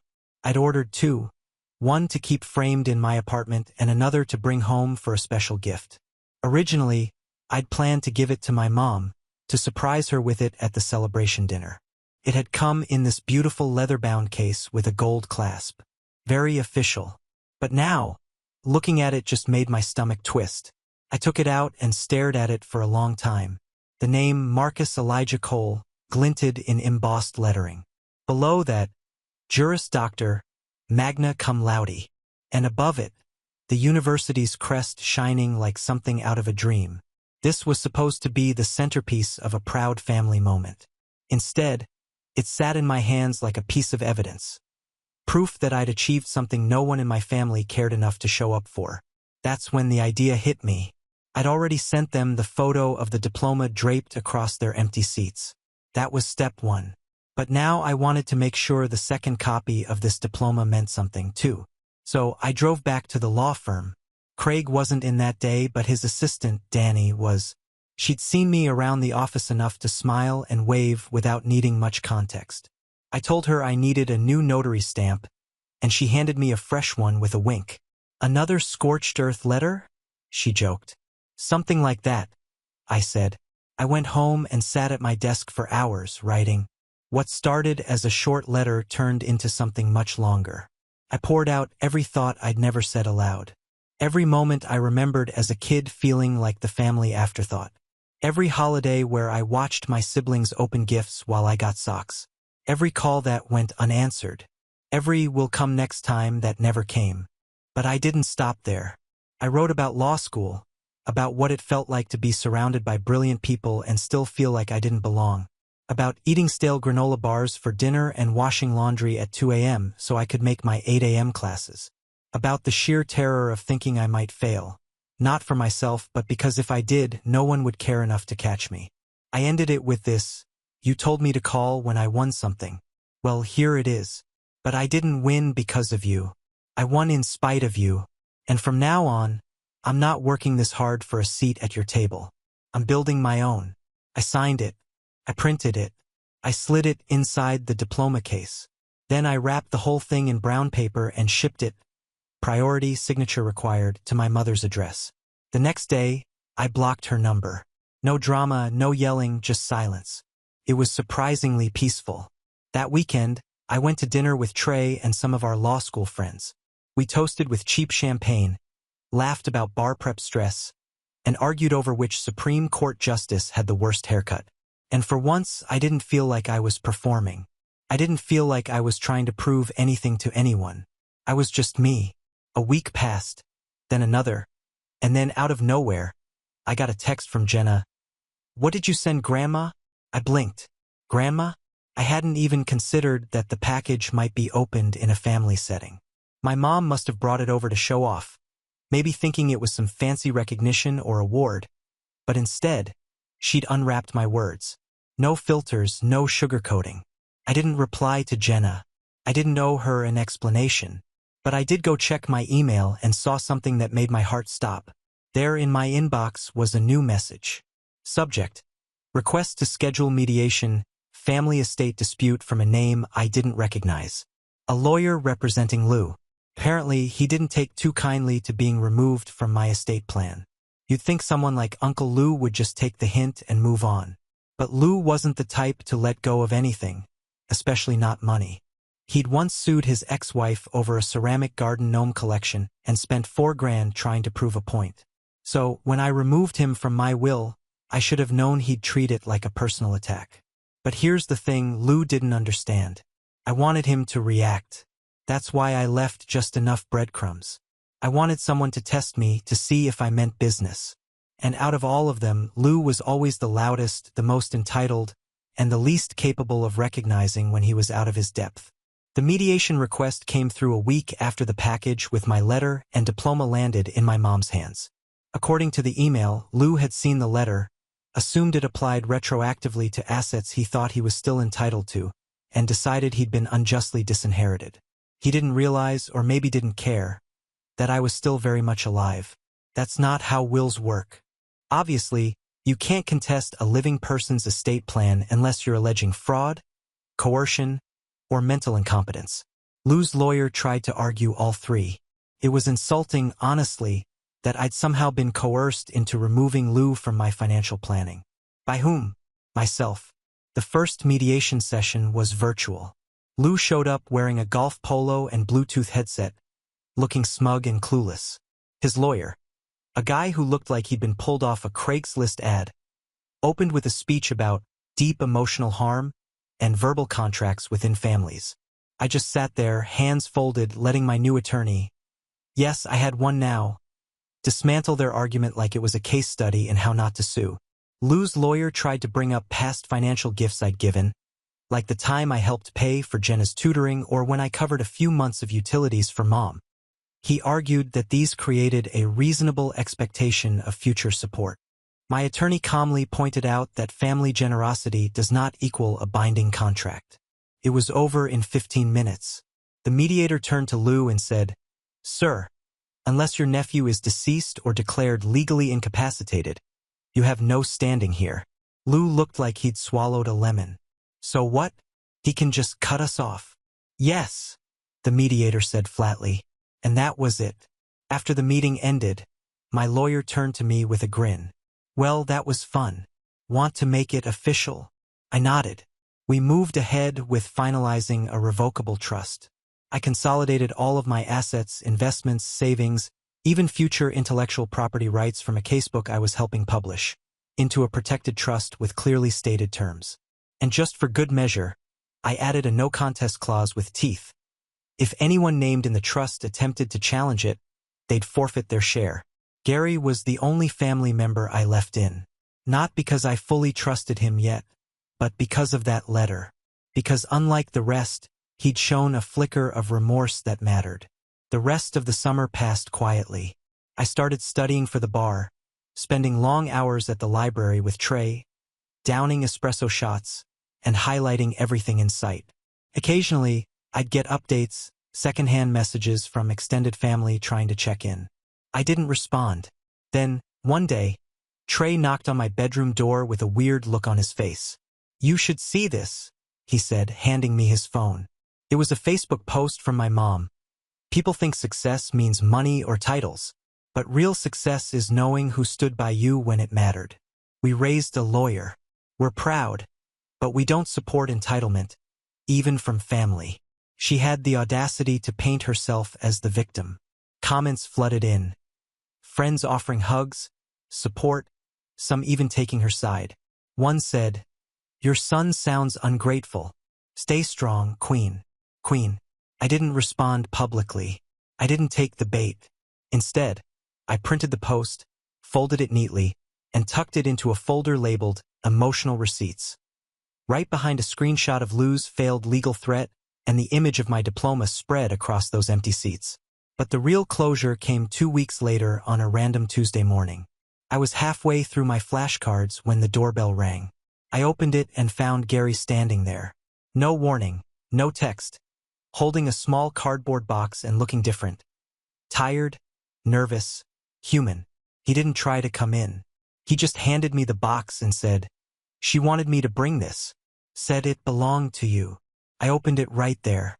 Inside was an old photo album, one I hadn't seen in years. It had pictures of me as a kid, all the usual milestones. First day of school, Halloween costumes, me in a cheap suit at my high school debate tournament. And tucked into the front cover was a short letter, handwritten, from her. The handwriting was messy this time. Angry even. "I don't know what you want from me. I'm sorry I didn't come, but I've given you everything I had. I wasn't perfect, but I don't deserve this level of punishment. You embarrassed me. You made your point. Now come home." I closed the letter. Gary watched me for a moment and asked, "Is there any way back from this, Marcus?" I didn't answer right away. I just looked at the photo album. Then I looked at him and said, "I don't need her to be perfect. I needed her to care." He nodded. "She won't say it, but she regrets it. She watches your speech on YouTube every night." That part surprised me. I hadn't even posted it. Apparently, the university had. It had gotten a few thousand views. The comments were kind. Some even said it made them cry. I thought about what Gary said. Then I stepped outside, closed the door behind me, and sat down on the porch next to him. We didn't talk about the past, not directly, but we sat there for a long time. Quiet, easy. And maybe that was enough. The next day, I mailed the photo album back. No note, no message, just the album. That was my final answer. When the bar results came in, I passed top 10%. Trey popped a bottle of champagne, and I let myself feel it. The win. The real one. Not for them, for me. I accepted an offer at a mid-sized firm in Chicago a month later. Good salary, great mentorship, real potential. Before I left, I packed up my apartment, boxed up every memory from law school, and left a framed copy of my diploma in Trey's room with a post-it on it. For the real ones who showed up. I haven't spoken to my mother since. She still sends holiday texts. She even tried to Venmo me once, $20, with a caption that said, "For coffee, don't be a stranger." I declined the payment, and I still have the original photo. The diploma draped over 4 empty chairs. Sometimes I look at it, not out of bitterness, but as a reminder that sometimes the family you choose matters more than the one you're born into. And sometimes revenge isn't loud. It's quiet. It's living well. It's being okay without them. And I am. I really am. Now on to the next story. Story 6. They skipped my daughter's birthday, but 2 days later, Mom requested a $3,400 family trip fund. I sent $3.40 and typed, "Enjoy the trip." Then I did one quiet thing. 5 minutes later, the family chat blew up. "I'm Linda. I'm a mom, a sister, a daughter, and apparently the family wallet. That's not me being dramatic. That's how they treat me. Always have. When I got divorced 6 years ago, I didn't ask anyone for help. Not even once. I got a second job, sold my car, and moved in with a coworker just so I could keep paying for daycare. My parents told everyone how proud they were of me. But quietly, they started treating me like a safety net. If someone needed money, they didn't call each other. They called me. If a bill came up short, if my brother's transmission blew, if Emily's rent was due. Suddenly it was our problem, meaning mine. But this story isn't about money. Not really. It's about my daughter. She turned 7 this year. Her name is Ava. Sweetest kid you'll ever meet. All she wanted was for her grandparents and her aunt to come to her birthday party. She even made invitations by hand. Drew little smiley faces next to each name. She was so proud of herself. We mailed them out 2 weeks early. I followed up in the family group chat. Just a reminder, Ava's party is next Saturday at 2 p.m. She'd love to see everyone. I even reminded them what kind of cookies Ava wanted Grandma to bring. She didn't ask for gifts, just the cookies. Saturday came. I kept looking out the window. Cars showed up, her friends, my neighbors, a few classmates, but no one from my family. By 3 p.m. I stopped checking. They didn't come. They didn't call. They didn't even text. I kept it together for Ava's sake. But later that night, she asked me if Grandma had maybe forgotten her phone at home. I told her I didn't know. She went to bed, still holding the card she'd made for them. I waited 2 more days. Still nothing. Not a word.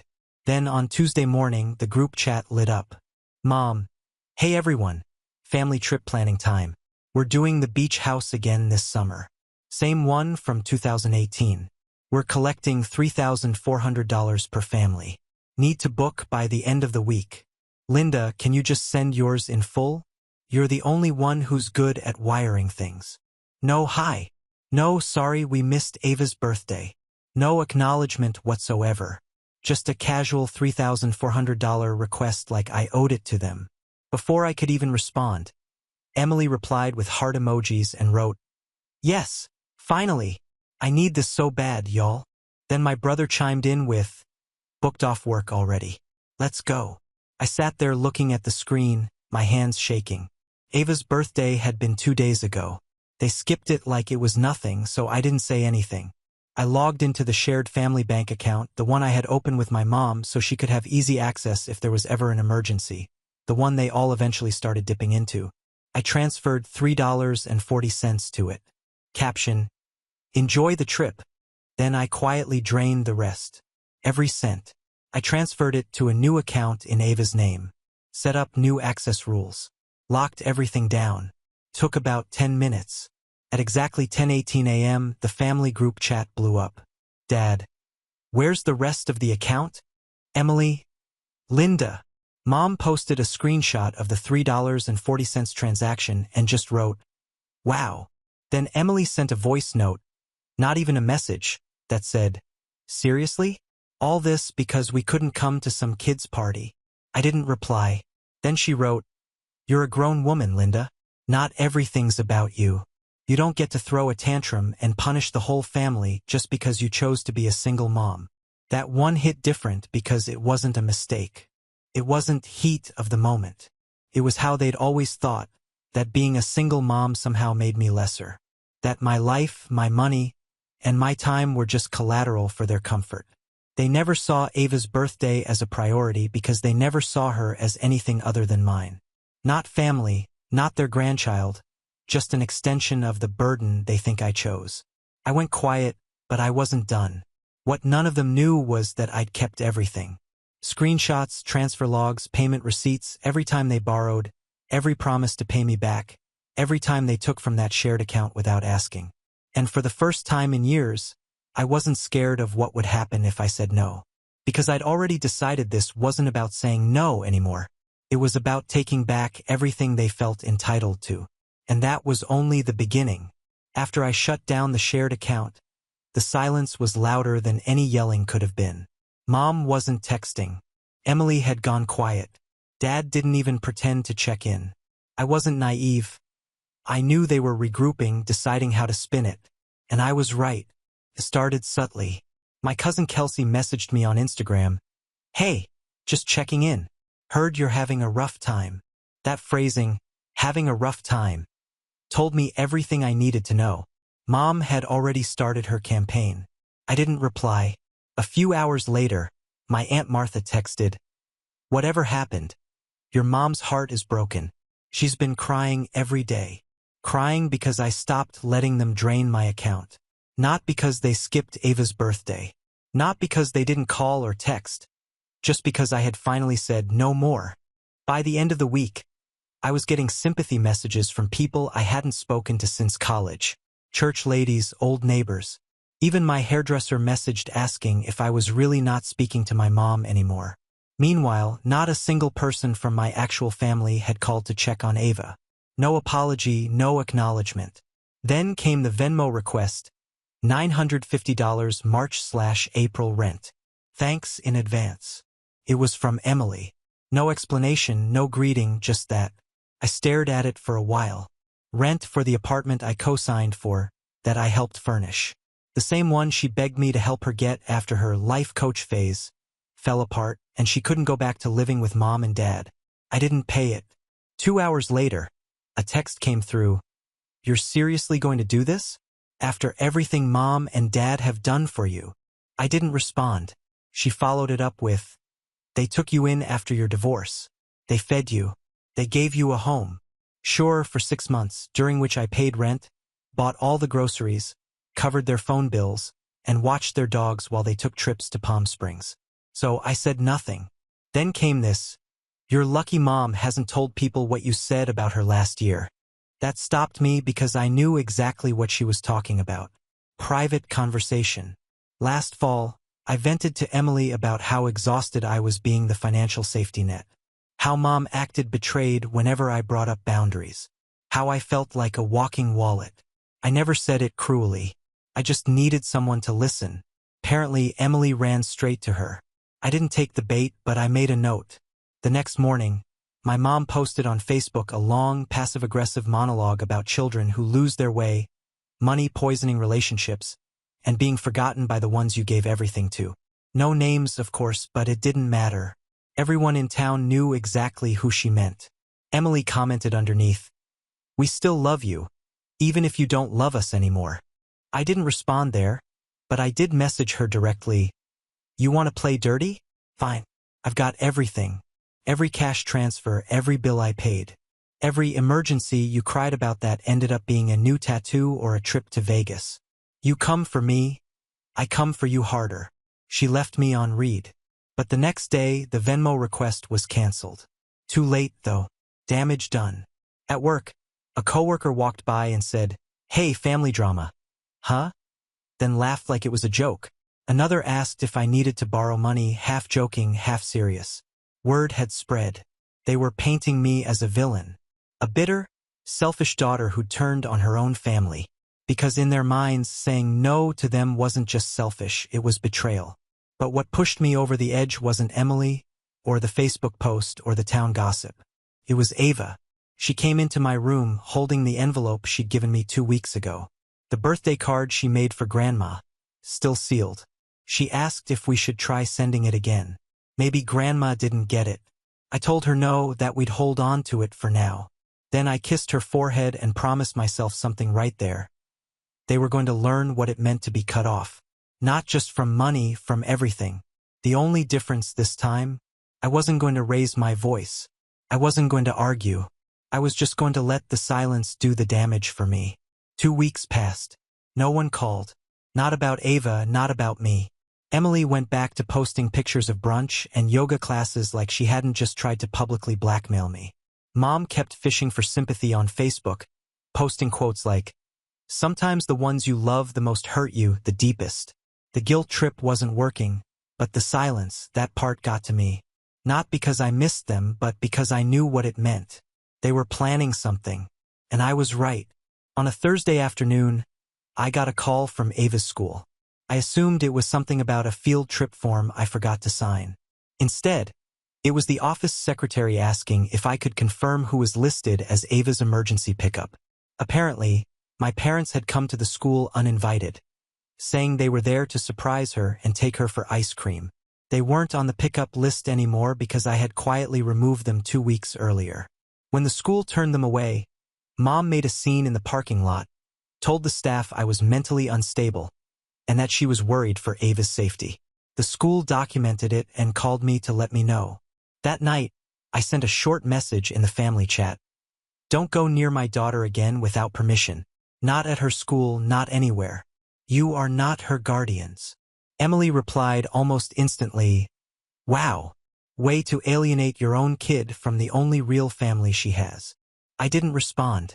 I just screenshotted the message and saved it to the folder on my computer. I had already labeled it backup, just in case. 3 days later, things escalated. I got a call from the family lawyer, not mine, the one who handled my parents' estate stuff.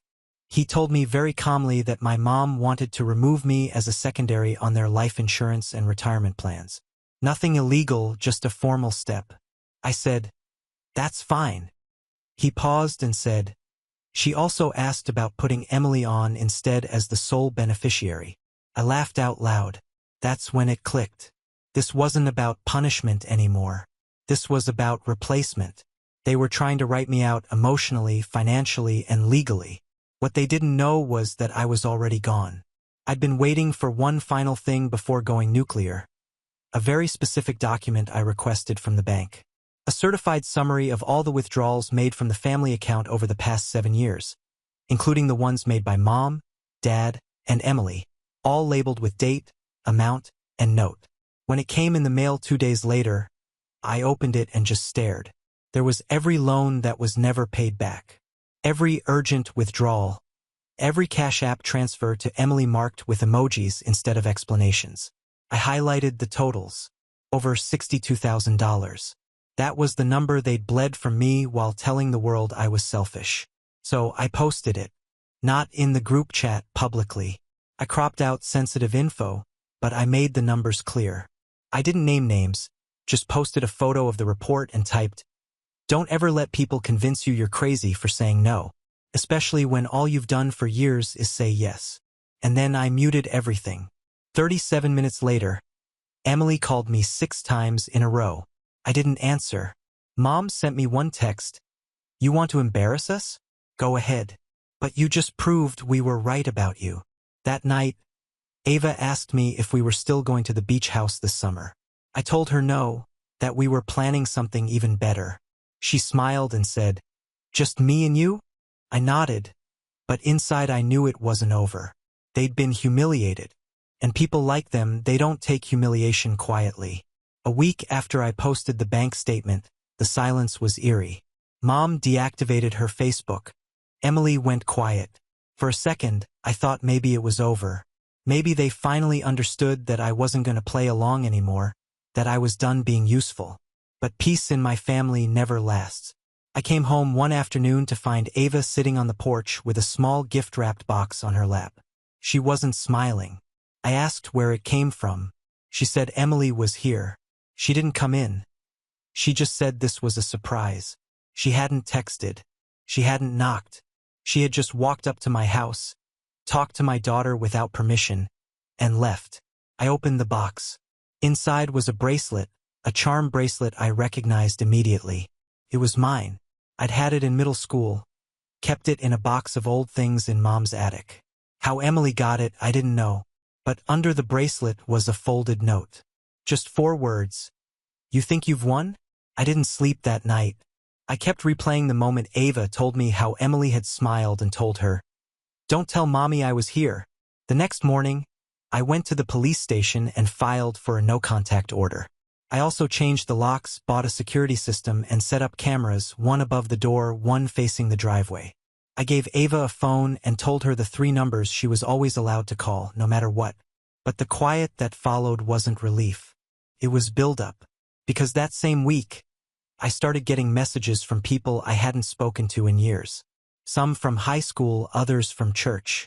One of them, Rachel Hammond, said Emily had messaged her out of the blue, claiming I was emotionally unstable, hoarding family money, and isolating Ava from everyone. Another person said Emily told them I threatened to leak family secrets if Mom and Dad cut me off. She had twisted the story again. Not just privately this time, but publicly. She'd been telling anyone who'd listen that I was blackmailing our parents, manipulating Ava, and using her to keep control. The same night, I got an anonymous email. No message, just a link to a local gossip forum. I clicked it. There was a thread titled, "When your family turns on you because you say no." At first, I thought it was mine, someone sharing my post. But it wasn't. It was Emily's. She had written a full fake story from her point of view about how she and Mom were cut off after trying to help Ava. She even said she tried to visit out of love but was met with lawyers and threats. It had dozens of replies. People were split. Some called it out for what it was, but others, strangers, were defending her, calling me controlling, saying Ava deserved her extended family. That was when I decided I was done talking. I printed the entire thread, every screenshot, every Venmo transaction, every one of their lies. Then, on a Monday morning, I took a day off work and drove to my parents' house. Not to scream, not to explain, to end it. They opened the door. Emily was there sitting at the table. I told them I wouldn't stay long. I dropped the folder on the counter and handed my mom a sealed envelope. Inside was a formal letter from my lawyer. It spelled everything out. Any further defamation and I'd file. Any more visits to my home or Ava's school, and I'd file. I was pursuing legal guardianship boundaries that would permanently bar them from making decisions or contact without my consent. No emotion, just paper. My dad tried to say something. I held up my hand and said, "This isn't a conversation." Then I walked out. I thought that was the end. But 5 days later, my phone buzzed. A DM from my cousin Kelsey. "Hey, did you hear about Emily?" I hadn't. She'd been in a car accident. Hit a guardrail on a rainy road, flipped into a ditch, broke her leg, and fractured ribs. The car was totaled. No insurance. She was in the ICU for 2 days before they downgraded her status. No one from my family called me directly, not even Mom. But Ava found out from one of her friends at school whose mom had seen it online. She came into my room with tears in her eyes and asked if Aunt Emily was going to die. And I froze because I didn't know what to say. That night after Ava went to bed, I sat in the living room for an hour holding my phone. I thought about all the horrible things Emily had done. All the lies, the messages, the fact that she had come to my house without permission, spoken to my child behind my back, and threatened me with my own past. And then I called the hospital. They told me she was stable. No visitors outside immediate family. I said I was her sister. I brought flowers the next day. The nurse let me in and said she was awake but loopy. I stood by her bed and waited for her to notice me. When she did, she just blinked. Then she started crying. And I didn't say anything.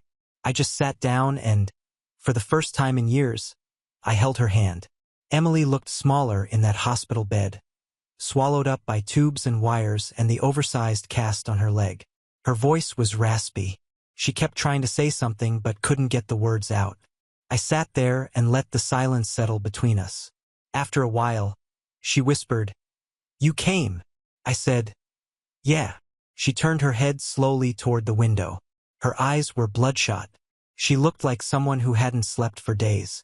Maybe she hadn't. "I thought you hated me," she said. I told her I didn't hate her. I was just done. We didn't say much after that. I stayed for about an hour, mostly just letting her drift in and out of sleep. Before I left, I told her I'd check on her again. She nodded barely. On the way home, I didn't feel relief or peace. I felt like someone had opened a door I had spent years nailing shut. And then something happened I never expected. 2 days later, I got a call from the hospital's billing department. Apparently, Emily had listed me as her emergency contact and also her fallback guarantor. She had no insurance, no savings, nothing. Her bill was sitting at over $37,000 and climbing. I should have said no. Instead, I asked them to send me the itemized breakdown and I started making calls. Within 3 days, I'd set up a payment plan, transferred some money from my emergency fund, quietly moved around a few investments. I didn't tell anyone. I also hired an in-home nurse for 2 weeks and scheduled physical therapy visits to her apartment, the same one I'd co-signed for, which she could no longer afford. And I paid the rent. And I didn't say a word. Not to her, not to my parents, not to Ava. I just did it. On the 4th day, I took Ava to visit her. I didn't want to at first, but Ava insisted. I made her promise not to talk about anything except school, art, or cartoons. She agreed. When we got there, Emily looked better, still pale, still slow, but alert. She cried when she saw Ava. Real tears, not performative ones. They talked for 20 minutes while I sat in the kitchen checking her meds. Then, right as we were about to leave, Emily asked if we could talk alone. Ava went to the car. I stayed. She stared at me for a second. Then she said, "Mom and Dad didn't come." I nodded. I knew they wouldn't. They'd never liked hospitals. She looked away. Her lip trembled. I thought they'd be here when I woke up. I thought they'd care. I thought at least Mom would bring flowers. I said nothing. I told them everything was your fault. That you were dangerous. That you wanted to cut me out. But when I was in that ditch, I didn't think about them. I thought about you. She looked back at me. I don't know why you came. I don't know why you paid. You didn't owe me anything. She was right. I didn't. She covered her face with both hands and cried so hard she shook. I didn't touch her. I just stood there. Then she said something I hadn't heard from her in almost 20 years. "I'm sorry for everything. For letting them use you. For helping them turn people against you. For making you the bad guy." She wiped her eyes. "I promise I'll fix it. I'll tell everyone the truth. I'll make sure no one in this town ever sees you in a bad light again." That part made me flinch a little because I didn't care about the town. Cared about Ava. And for the first time I could see that maybe, just maybe, Emily did too. Before I left, I told her she didn't have to fix anything. Not right away. But if she really meant it, she'd show up for Ava. For herself. And she nodded. As I closed the door behind me, I didn't feel like a hero or a martyr or a fool. I just felt done. Not with her, with everything else. Emily showed up at our house exactly 3 weeks after the accident. No warning, but not in the way she used to. Not barging in or sending guilt-laced gifts through Ava. She just rang the doorbell holding a Tupperware container of soup and a handmade card. Ava opened the door and smiled so wide I almost forgot everything. Almost. Emily asked if she could come in. I let her. We sat in the kitchen. Ava talked a mile a minute about school. How she'd been cast as a tree in the winter play, how she got to be the tall tree, not the bush. Emily laughed. Genuinely. She didn't interrupt. She didn't fake interest. She just listened. When Ava ran off to show her a drawing, Emily turned to me and said, "I meant what I said. I've been sending messages one by one, explaining everything. And I told Mom and Dad they're on their own." I raised an eyebrow. She nodded. "They haven't spoken to me since. Not even to check if I'm still paying rent." She smiled like it was the first time she understood what being cut off really felt like. Then she pulled a folded piece of paper from her pocket. "I know I can't fix what I did, but I wrote a statement. It explains everything, the bank account, the money, the things I said about you, the lies. If anyone ever tries to use my name against you again, just show them this." I didn't read it right away. I just took it and put it in the drawer. "I also talked to the landlord," she said. "The lease ends in 2 months. I'm moving out. I need to figure out what it looks like to live without depending on people who make me feel small." Now on to the next story. Story 7. My sister's bridal registry arrived with a $10,000 oven, designer shoes, and a house fund. I replied, "You've mistaken me for a bank." She said, "Then you're uninvited." So I stayed home. Hours later, she posted that the photographer canceled because my card wasn't on file.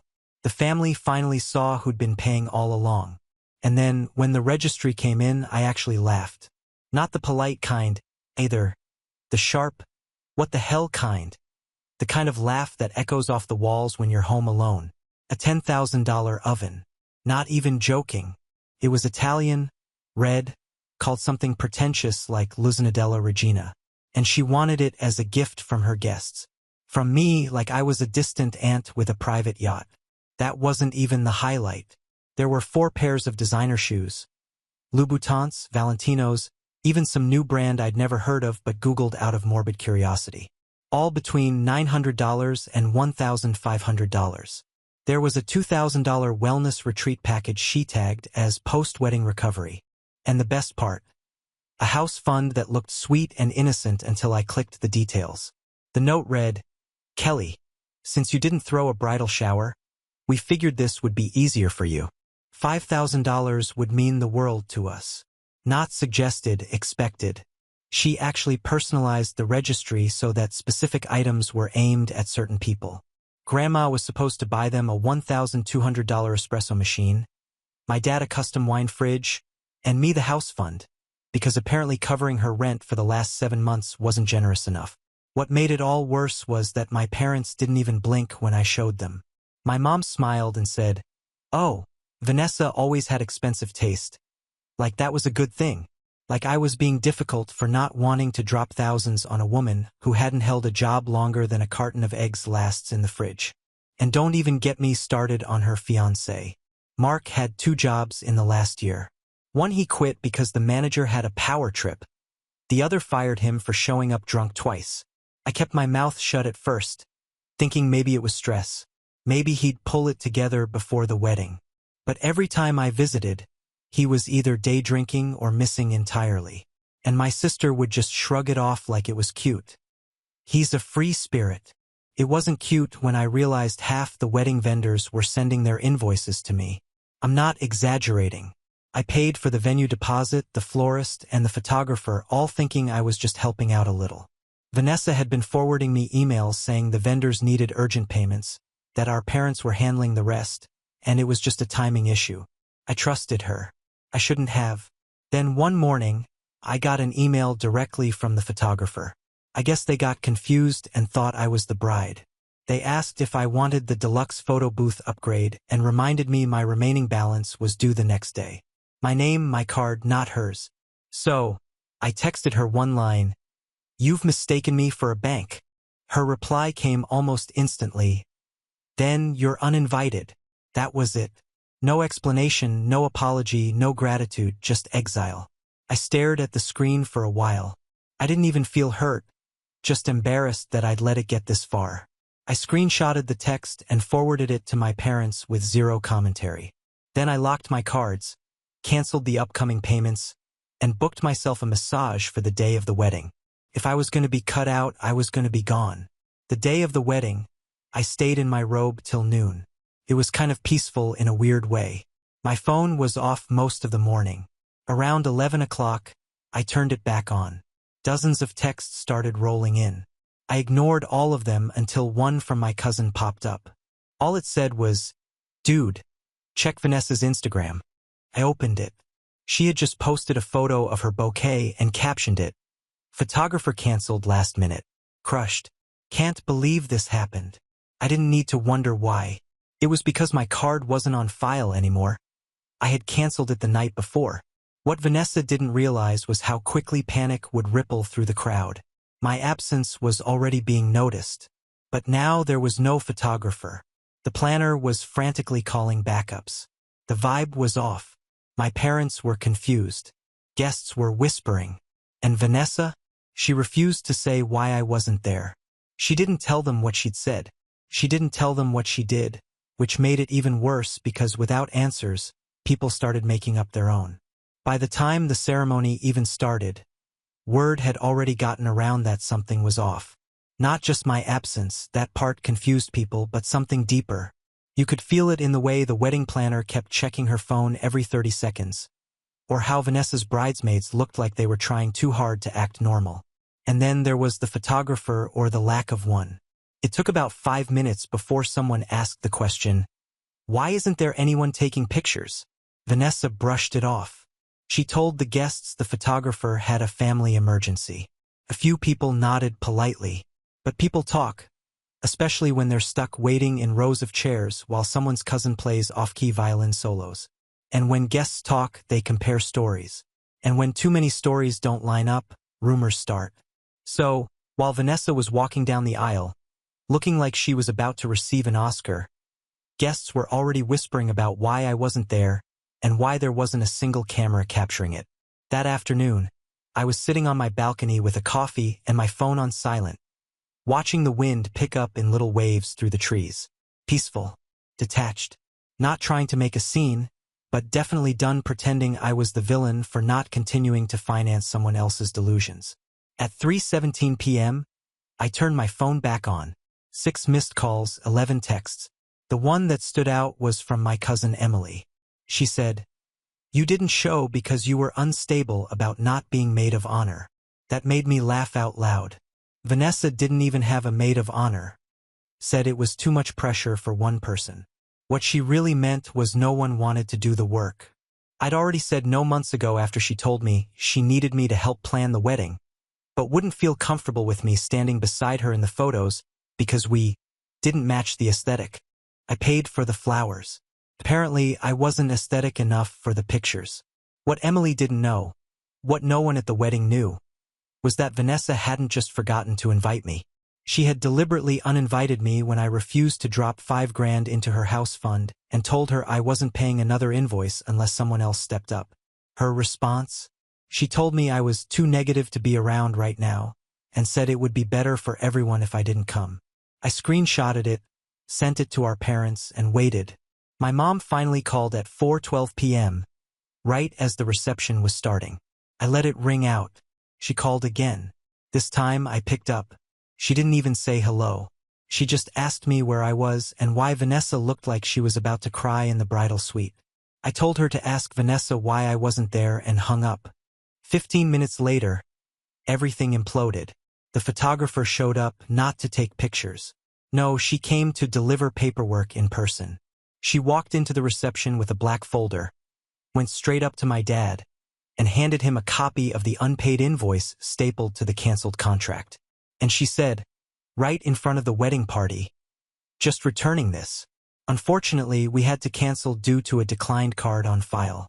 It was under the name Kelly Sloan. I assume that's someone in the family."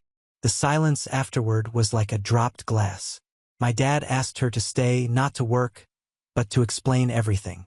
She told him she'd been emailing me directly for months, that Vanessa had never even communicated with her after the initial introduction, and that every upgrade, every payment, and every reschedule had gone through me.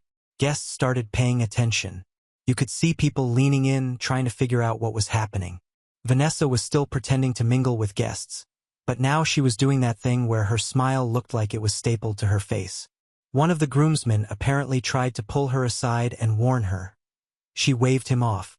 My cousin texted me again, "Your dad looks like he's going to explode." And then my phone rang. It was him.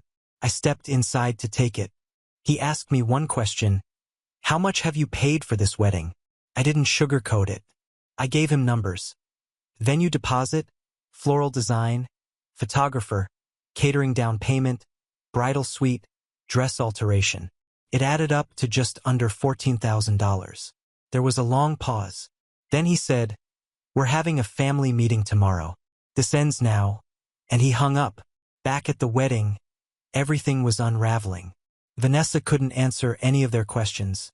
Not about the photographer, not about the missing money, not about why I wasn't there. And since she refused to tell the truth, the family started creating their own versions. Some thought I was sick. Others guessed we'd had a falling out. One of my uncles said he heard Vanessa had tried to cut Kelly out to keep attention on herself. What no one could deny was that something was very, very wrong. And for the first time in years, people were starting to ask why Vanessa always seemed to be the one surrounded by chaos while I was the one cleaning it up. The morning after the wedding, I woke up to 7 missed calls. 3 from my dad, 1 from my mom. The rest were numbers I didn't recognize, probably relatives I hadn't heard from in years, suddenly interested in catching up now that the family's favorite daughter had stumbled in front of a live audience. At 8:07 a.m., my dad finally texted, "Come over. Family meeting. Vanessa will be there." I stared at it for a minute, then texted back one word, "When?" When I walked into the living room, everyone was already seated. My dad, arms crossed. My mom, unusually quiet.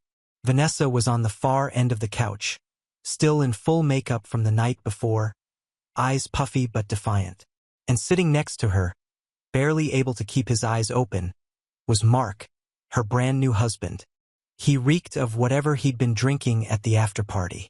No one said anything for a few seconds. Then my dad nodded at me. I started small, just the basics. Timeline, expenses, receipts, names of vendors, emails, screenshots. I handed over printed copies of the most important ones and watched my parents slowly piece together the full picture. That they hadn't paid for the wedding. I had. Quietly, reluctantly, completely. Then I added one more thing. She uninvited me when I said I couldn't keep paying. Said it was better for everyone if I stayed home. My mom turned to Vanessa and asked if it was true. Vanessa didn't even try to deny it. She just shrugged and said, "She made everything so stressful. I didn't want drama on my wedding day." Mark, still barely awake, muttered something about how I'd always been jealous and how Vanessa was just trying to have her moment. That's when my dad stood up, and I've never seen him look more disappointed in his life. He didn't raise his voice. He didn't yell. He just looked at both of them and said, "You took advantage of your sister and you lied to us, and now you're going to fix it." Vanessa rolled her eyes. Mark tried to laugh it off, but no one else was laughing. That's when my grandfather walked in. No one had expected him. He wasn't even at the wedding, hadn't been feeling well, but apparently he'd heard enough from my aunt that he decided to drive over and sit in. He walked with a cane now, but his voice was still sharp. He looked at Vanessa and said, "If Kelly hadn't paid for everything, none of this would have happened. You'd have had a courthouse wedding at best." Then he turned to my parents and added, "You funded a lie, and you let her drag Kelly down with her." The room was silent. Then my grandmother, who had been sitting quietly by the fireplace, spoke up. "We want our gift back. The check we gave you, too. We want it returned." Mark sat up straight. "What? That's not fair." But my dad cut him off. "Fair? You let someone else pay for your wedding while you drank your way through the planning. You've never held a job longer than 2 months. And now you want to cash in on everyone's generosity like you earned it." Then he turned back to Vanessa. "You're not getting another cent. No more rent. No more favors. No more covering for you. If you want to stay married to him, fine. But you're paying your own bills now. You will both get jobs or you're out of this house." Vanessa tried to cry, tried to spin it, blamed the stress, said that I was too cold, that I'd been distant since childhood, that it wasn't all her fault. No one bought it. The golden child narrative shattered right there in front of 3 generations. The family had finally seen what I'd known for years, and the person they used to see as a fragile little flower now just looked like a leech. After the meeting at my parents' house, things went quiet. Uncomfortably quiet. Vanessa went back to pretending nothing had happened. My parents didn't speak to her for the rest of the day. I thought maybe that would be the end of it, messy fallout, family drama, lesson learned. But the real story hadn't even started. The next morning, my phone buzzed at 6:43 a.m. It was my grandmother. She never calls that early. I answered immediately. Her voice was calm, but there was something in it I hadn't heard before. "Kelly, sweetheart, I need you to come over now." 20 minutes later, I was sitting at her kitchen table, still in a hoodie and coffee barely settling in my system. My grandfather was there, too, wearing his reading glasses, holding a small black checkbook I recognized instantly. Their household checkbook, the kind that had little floral corners on the pages and still smelled faintly of her perfume.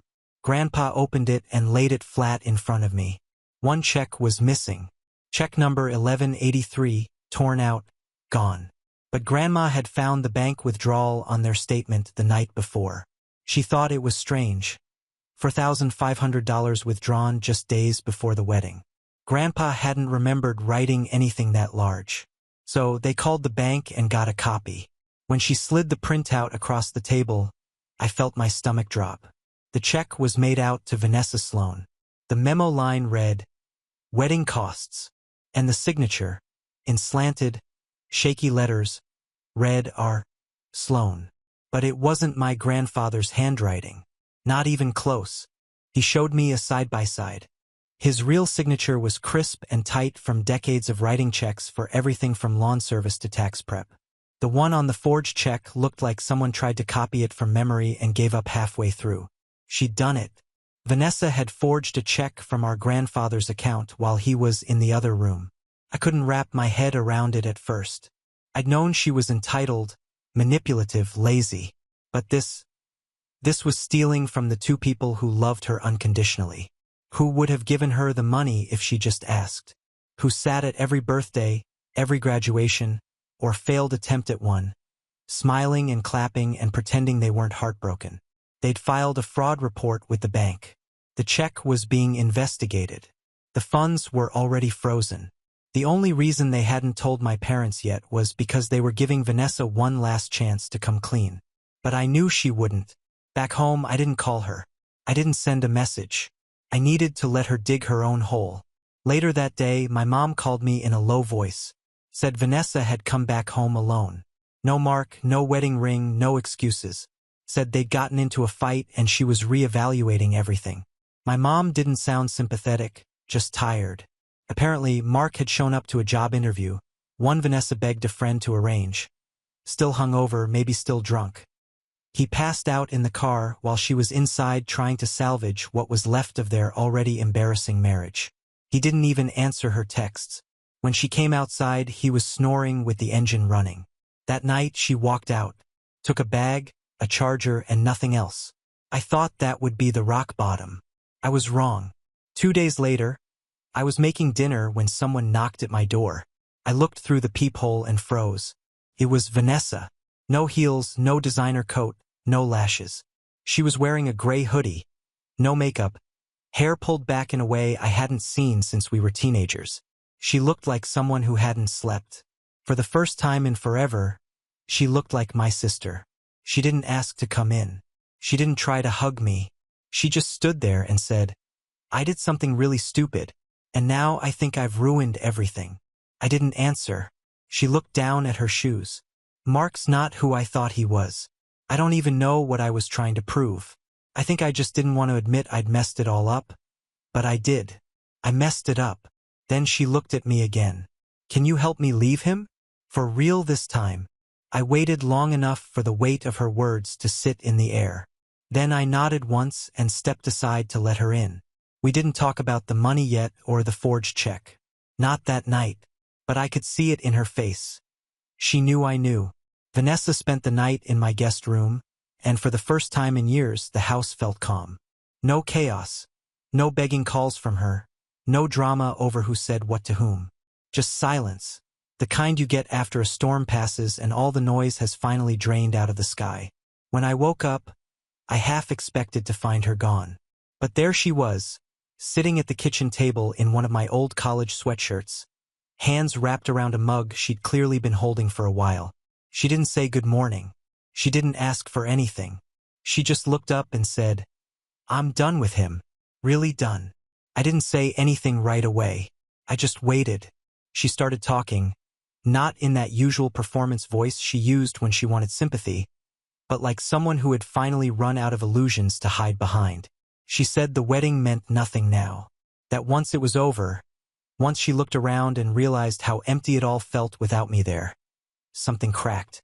Mark had embarrassed her at the job interview, not just by being late or drunk, but by showing up in a wrinkled shirt, slurring his words, and then yelling at her when she asked him not to light a cigarette inside her friend's car. He had screamed at her in the parking lot while people watched from inside the building. It was humiliating. That night, she packed a bag and left. She stayed with a friend for 2 days, then came to me. Not because she wanted money, she didn't ask for a cent, but because she said she needed to see me, the sister she'd thrown under a bus and expected to keep driving. And then, just like that, she confessed. "I forged Grandpa's check. No build-up, no excuses, just the truth."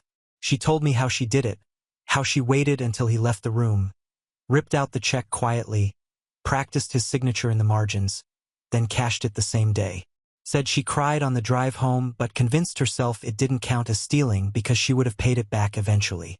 I told her the truth. The bank had already flagged it. The account was frozen. They knew. Everyone knew. Her face dropped. And then she asked something I'll never forget. "Do they hate me now?" I told her no. But I also told her that didn't mean they'd keep shielding her. Love isn't the same as rescue. That afternoon, she asked if we could go together to see Grandma and Grandpa. She didn't want to make another scene. She didn't want anyone else there. Just them, just me. So we drove in silence. When we walked in, Grandma looked her in the eyes and said, "Vanessa, I'm glad you came." She didn't hug her. Neither did Grandpa. But they sat with her and they listened, and she apologized. Not the fake kind. Not the half-hearted ones she used to hand out like receipts. This one was real. She cried. She admitted it all. And then she pulled a folded cashier's check from her purse, $4,500, and slid it across the table. She said it was all she had left and she was giving it back. No strings, no bargaining. They took it quietly, respectfully. And then Grandma said, "It means more that you gave it back than you can understand." Later that evening, back at my place, she said something else I didn't expect. "I want to annul the marriage." Apparently, the marriage license hadn't even been finalized. It was sitting in a drawer and signed. She hadn't mailed it in. Said she just couldn't bring herself to seal it. Like a part of her knew it was all a performance. The next morning, she made an appointment and filed for annulment. Mark didn't take it well. He showed up at my parents' door half-drunk, demanding to talk to her.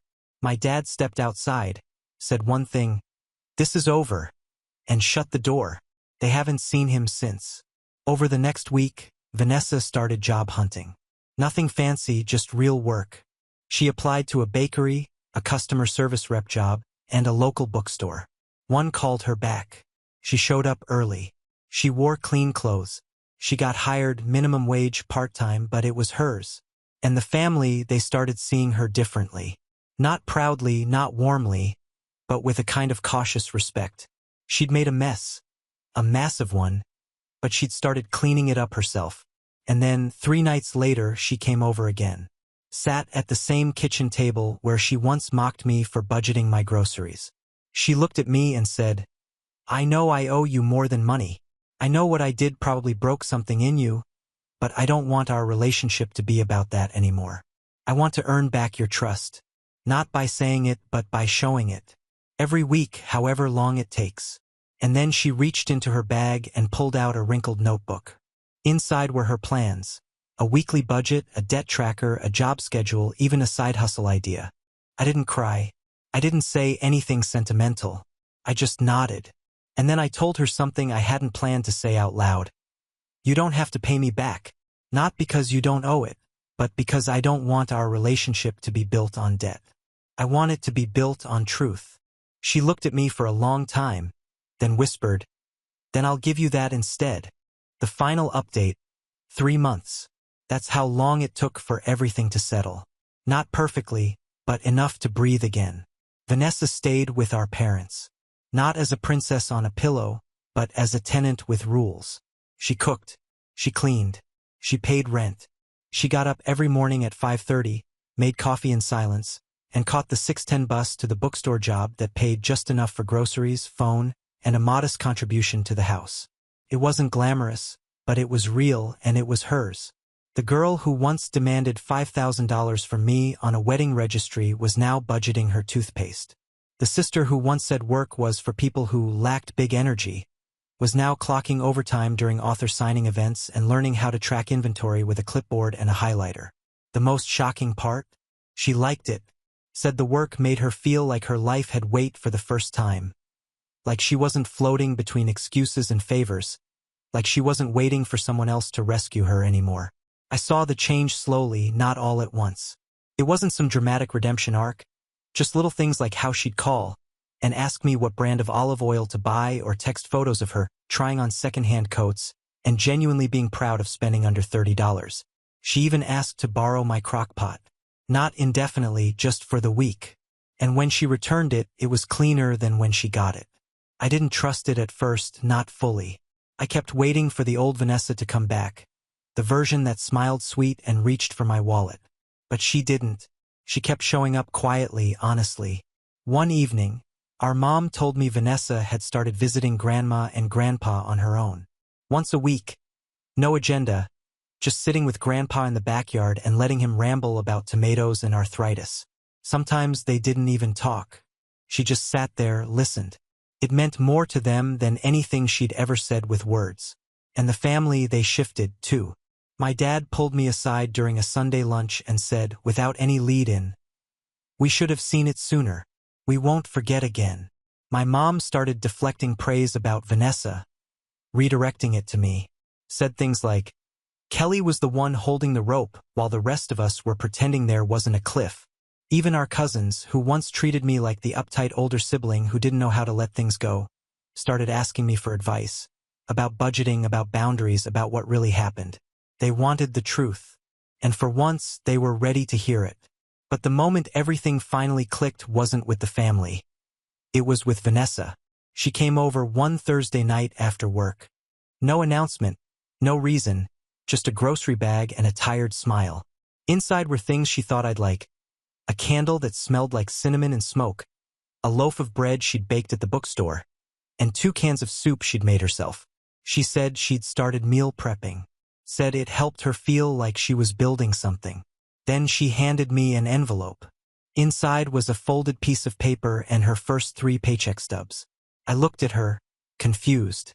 She said, I know you said I didn't have to pay you back, but I need to. Not for you, for me. She had circled $50 on each stub. Not much, but consistent. She'd been setting it aside. Call it dignity. Call it healing. Call it whatever you want, she said. But this is me owning what I did and undoing it slowly. I didn't fight her. I didn't make it emotional. I just nodded and told her I was proud. Then I handed her something I'd been saving. A letter I wrote but never sent. Detailed everything, the hurt, the exhaustion, the anger, and eventually the hope. She read it quietly all the way through, then folded it, placed it back in the envelope and said, I don't deserve your forgiveness. I said, maybe not, but you're earning it anyway. We sat on the couch, shared soup, and watched a movie we used to love when we were kids. No drama, no apologies. Just 2 sisters, tired, trying, and finally honest with each other. She left around midnight. Before she did, she turned and said, Hey, thank you for letting me come back, even if I had to walk through fire to do it. I said, You didn't walk through fire. You burned the whole place down and helped rebuild it from the ashes. There's a difference. She laughed, and it wasn't fake. For the first time in a long time, Vanessa wasn't someone I had to protect others from. She was just my sister, flawed but standing on her own 2 feet. And for the first time ever, our relationship wasn't a ledger. We have reached the end. If you enjoyed this video, please be sure to like and subscribe to the channel for more videos like this, and give us your thoughts about the stories in the comments section. Thank you and see you in the next video.